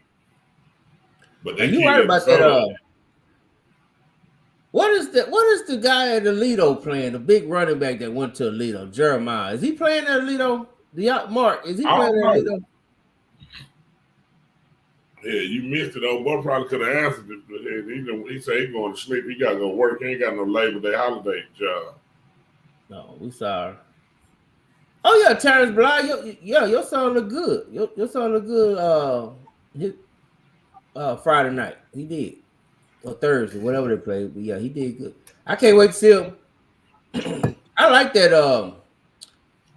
That Seguin team, man, got some speed, man. Golly, that's a fast team. Yeah. That's a fast team, man. No joke. What district they in again?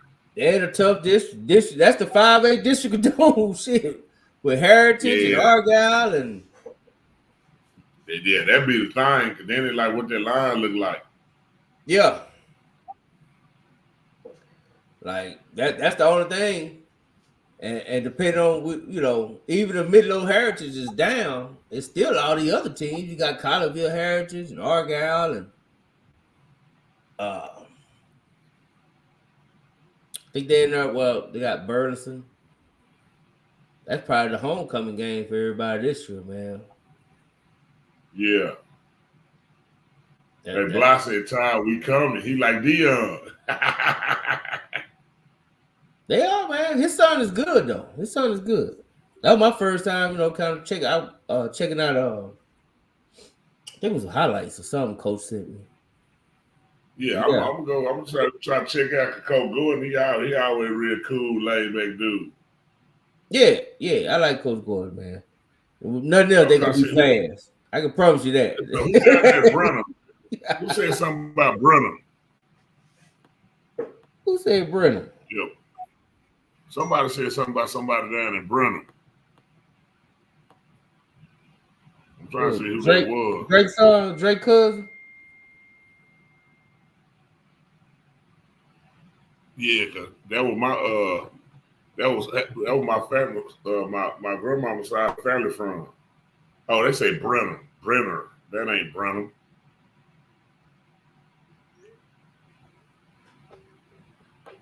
Oh, so 27 will be the class to be. I'm gonna have to start. Yeah, I'm going to pay better attention now. Now you're gonna really have me checking it out. Yeah, will they all be there in 26? Or 25? Real talk.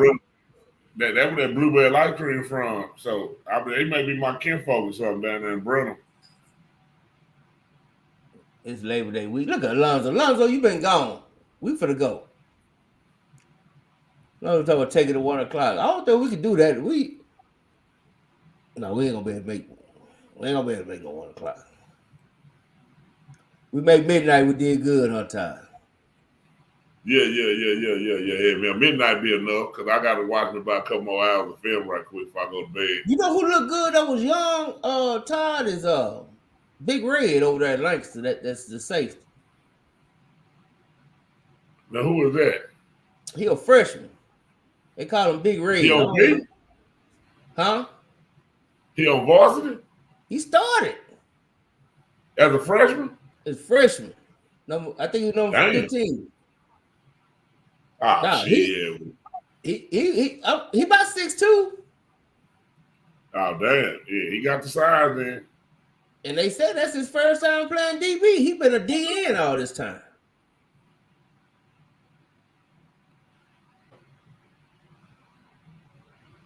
We related then. Yeah, because my granny stayed on Alamo. We still got the house in Brenham on Alamo Street.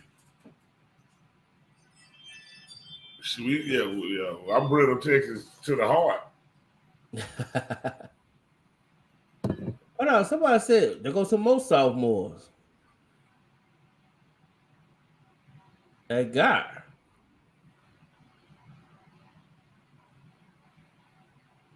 That's that tight end. And the quarterback. Don't forget the quarterback, Mark. They got a sophomore quarterback over there. Oh, that's the one that hurt his knee last year? In the spring or something?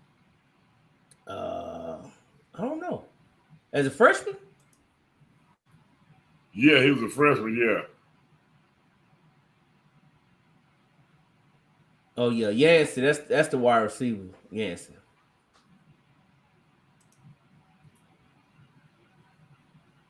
Yeah, that's his name. I can't even pronounce that. Yeah, that. Yeah, damn.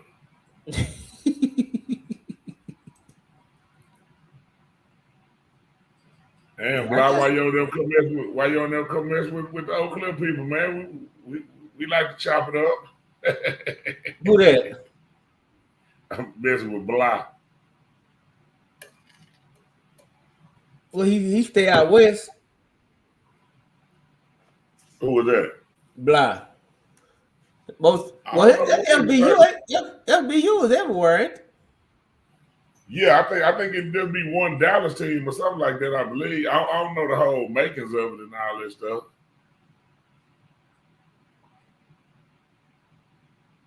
Okay, he said Yeah, he they from Oak naming Cliff. all kind of names.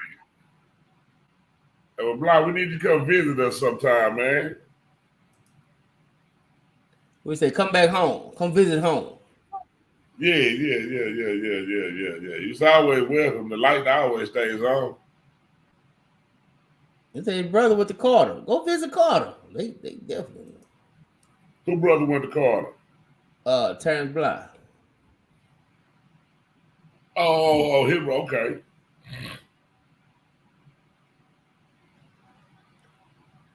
Nando, 8th grader from Lancaster, gonna be the best QB.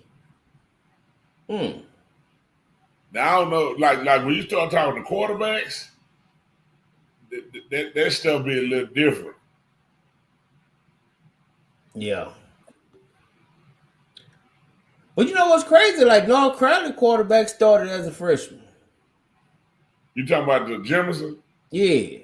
Like the last Yeah, three but I'm games saying he he's a started. quarterback, but like in college, he ain't a quarterback. You know what I'm saying? Yeah. Like Yeah, in college, you know, he's gonna be an athlete, you know, playing somewhere. Yeah. Yeah, I agree.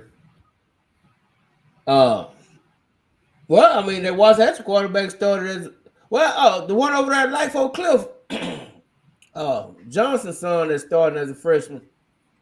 Yeah, and Do I you think think it's a at little that level, easier? You think a little easier yeah, at it the is. lower? Yeah, because the game is gonna be a little bit slower than like you saying, like you coming, you know, like you go to, you know, one of the 6A schools, you know, some of these 5A schools, and depending on who your district is and the speed of the game is so much faster. You know, for a youngster, like you know, for a freshman, that ain't normally easy because you got to look at the physical part. That just like last year, if you look at, let's say the boy for Waxahachie was in Waxahachie as a freshman, let's just say he was a starting quarterback. Like, would he be prepared to get tackled by Kiki Abrams as a freshman or Colin Simmons? Or what if January just foul on him? You know what I'm saying? You know, like all that stuff, you know, play into the mix, you know, as far as we start talking about, you know, a youngster at the quarterback. Now, some people just really got the gift, though. You know, some people, they got to grow into it some. Yeah, I think the Hey, higher man, hey, Coach Evans, there you go. He done snuck on the damn computer. And he know he probably be asleep right now or watching TV. Hey man, we don't get blamed for you being up, Coach. What's going on? Right. He done snuck in the bathroom with his phone in the bathroom. At 11:53. What time y'all got practice tomorrow, Coach? Coach Justin? You up watching film? Hold on, like, what is UTA? Somebody said Jim's is going to UTA as a quarterback. What is UTA? They got a football UNT. team? That's UNT. He going to UNT. Oh, I don't believe he's gonna be no quarterback at UNT. I'm pretty sure they told him that. Yeah, I'm saying, like, come on, somebody play like name somebody to play underneath Mike that was a Mike Leach type of disciple. You know what their quarterbacks know and look like. Yeah. The freshman quarterback at Sion, yeah, he got a pretty decent arm. He about 6'3" right now. Like, he one of them kids that just need that quarterback development, you know what I'm saying, and continue to grow and learn the game. You know, he got a good bright side. He got some natural ability. He gonna be in the competition start next year? Huh? You think he'll be? I think he'll have a chance to get out there and compete next year. You know, that's the thing with a lot of time with quarterbacks. The ones that get developed early are always kind of ahead of the other kids. But sometimes it's some natural talented kids that may don't start really getting training a little later, and then you may see them blossom and end up being better than some other kids. But you know, most quarterback play is gonna be tied to some form of training, you know, under somebody. Yes, sir. Hey, Coach Evans, who y'all play this week, Coach Evans? Yeah, Chris Whitford, I don't know. He transferred about a year or so ago. He ain't played football and soccer in a couple of years. Who that? Yeah, the Trey Williams kid, Louisville, pretty good too. Oh yeah, Trey Williams, yeah. Well, yeah, I think he'll be competing for it. I mean, if we got a junior quarterback that I think got a lot of upside too.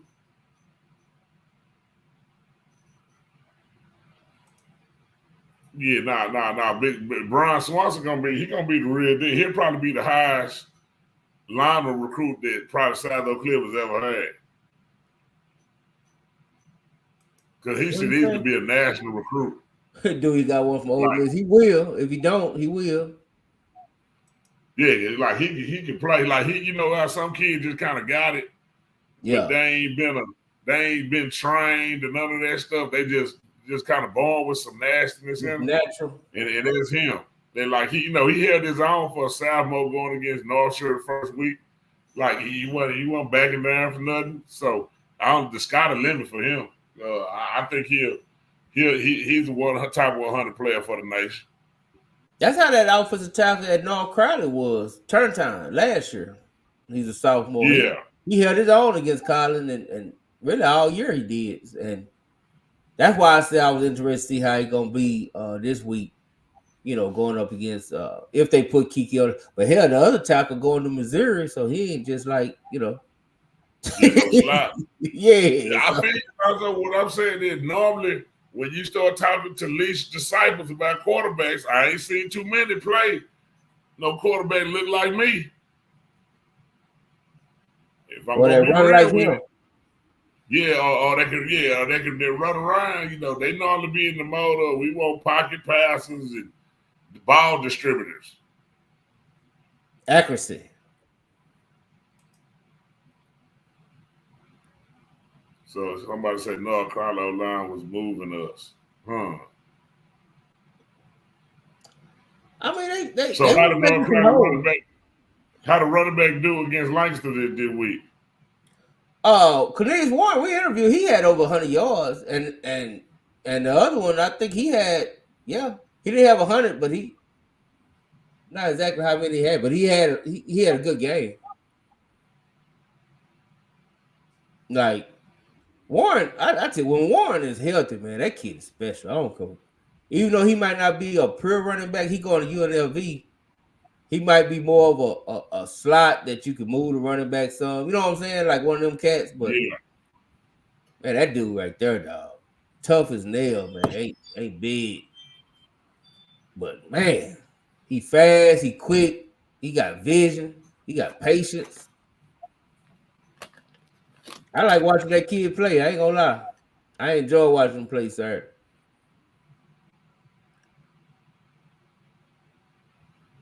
You said number 5 going to Texas Tech. I can see that. I can see that. Boy say BFL, baby. Best for less. I never used to, you know, I went to John Neely Bryan, so I didn't never know that's what they called. I guess when I came, you know, coming up, I didn't know why they called it shit BFL. Oh, you didn't know that? I knew the store was right there. Yeah. I think that's something that came later on. I think that's something that came later on. Yeah, that was the next generation. Yeah. Let's see. They already own him. He balled out. Hey, but them North Shore DB, them brothers tall. They looked it too. So that Sanchez kid, he about still a 6'2"? Nah, he's 6'3". Damn. Hey, J-Man, you want to tell you the funny thing? So, you know, they do their little pregame or whatever.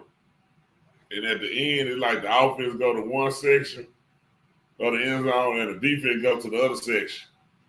Man, they start doing some backflips and shit in the air. I was like, God damn. I'm talking about like, it was about like 7 of them. Like one of them hit it. It like it was a contest or something. Man, I think Sanchez was the last one that went. And he went to running and then sprung up in the air. You know how them gymnasts be holding their pose when they open Man, he got so damn high. I said, God damn. That he wasn't them goddamn Simone Biles motherfucker flip. Hey, man. I said, yeah, they got how tall is that QB? Is it? He about 6'2". Okay. Yeah, he nice. Like, look like he slimmed down, like he done recovered more from his knee injury too.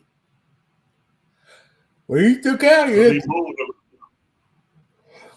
Shit, he moved a lot better than last year.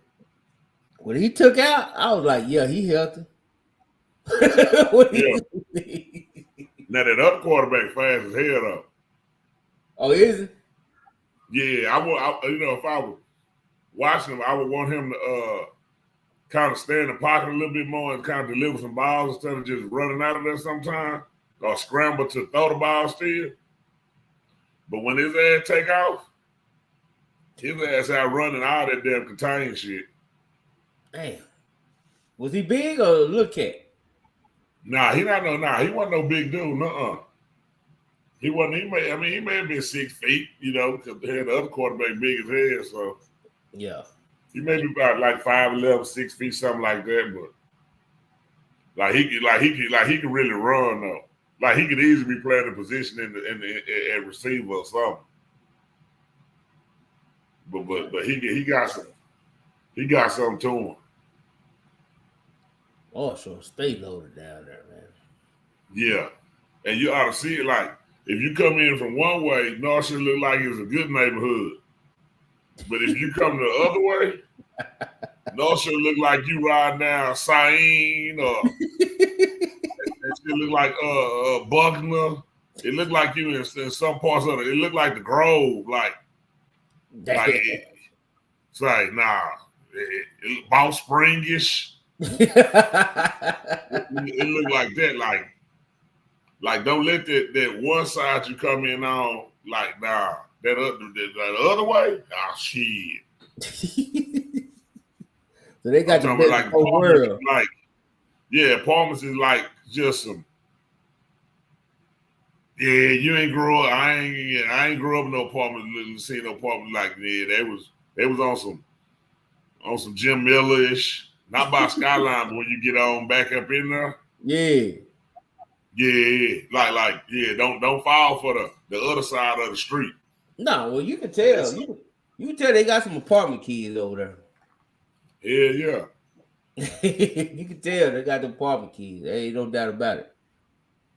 But Ty, we made it 12 o'clock, man. We did good. All right, man. Well, yeah, let go, man. I'll get my Dunkerville time in. Watch them for the 4th time today. You ain't got nothing to watch. What you watching? The scrimmage? Nah, I watched some PNG stuff from last year, just trying to see what the new O-line coach probably implement for my game last year that he may carry over. Oh, okay. I go watch some Lovejoy stuff to see like if there's certain stuff the new OC, man, they may have had success with that they'll carry over because we ain't got no film because they ain't called trade film, so we ain't trade scrimmages or nothing like this. I'm just trying to do my research. Hey man, y'all, it'll be a better week this week. I'm pretty sure. Yeah, it better be. All right, Ty, we talk. Salute. All right, now. Watch this.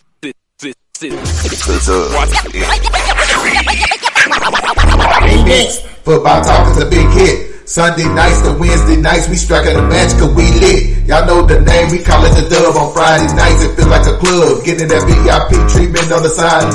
They show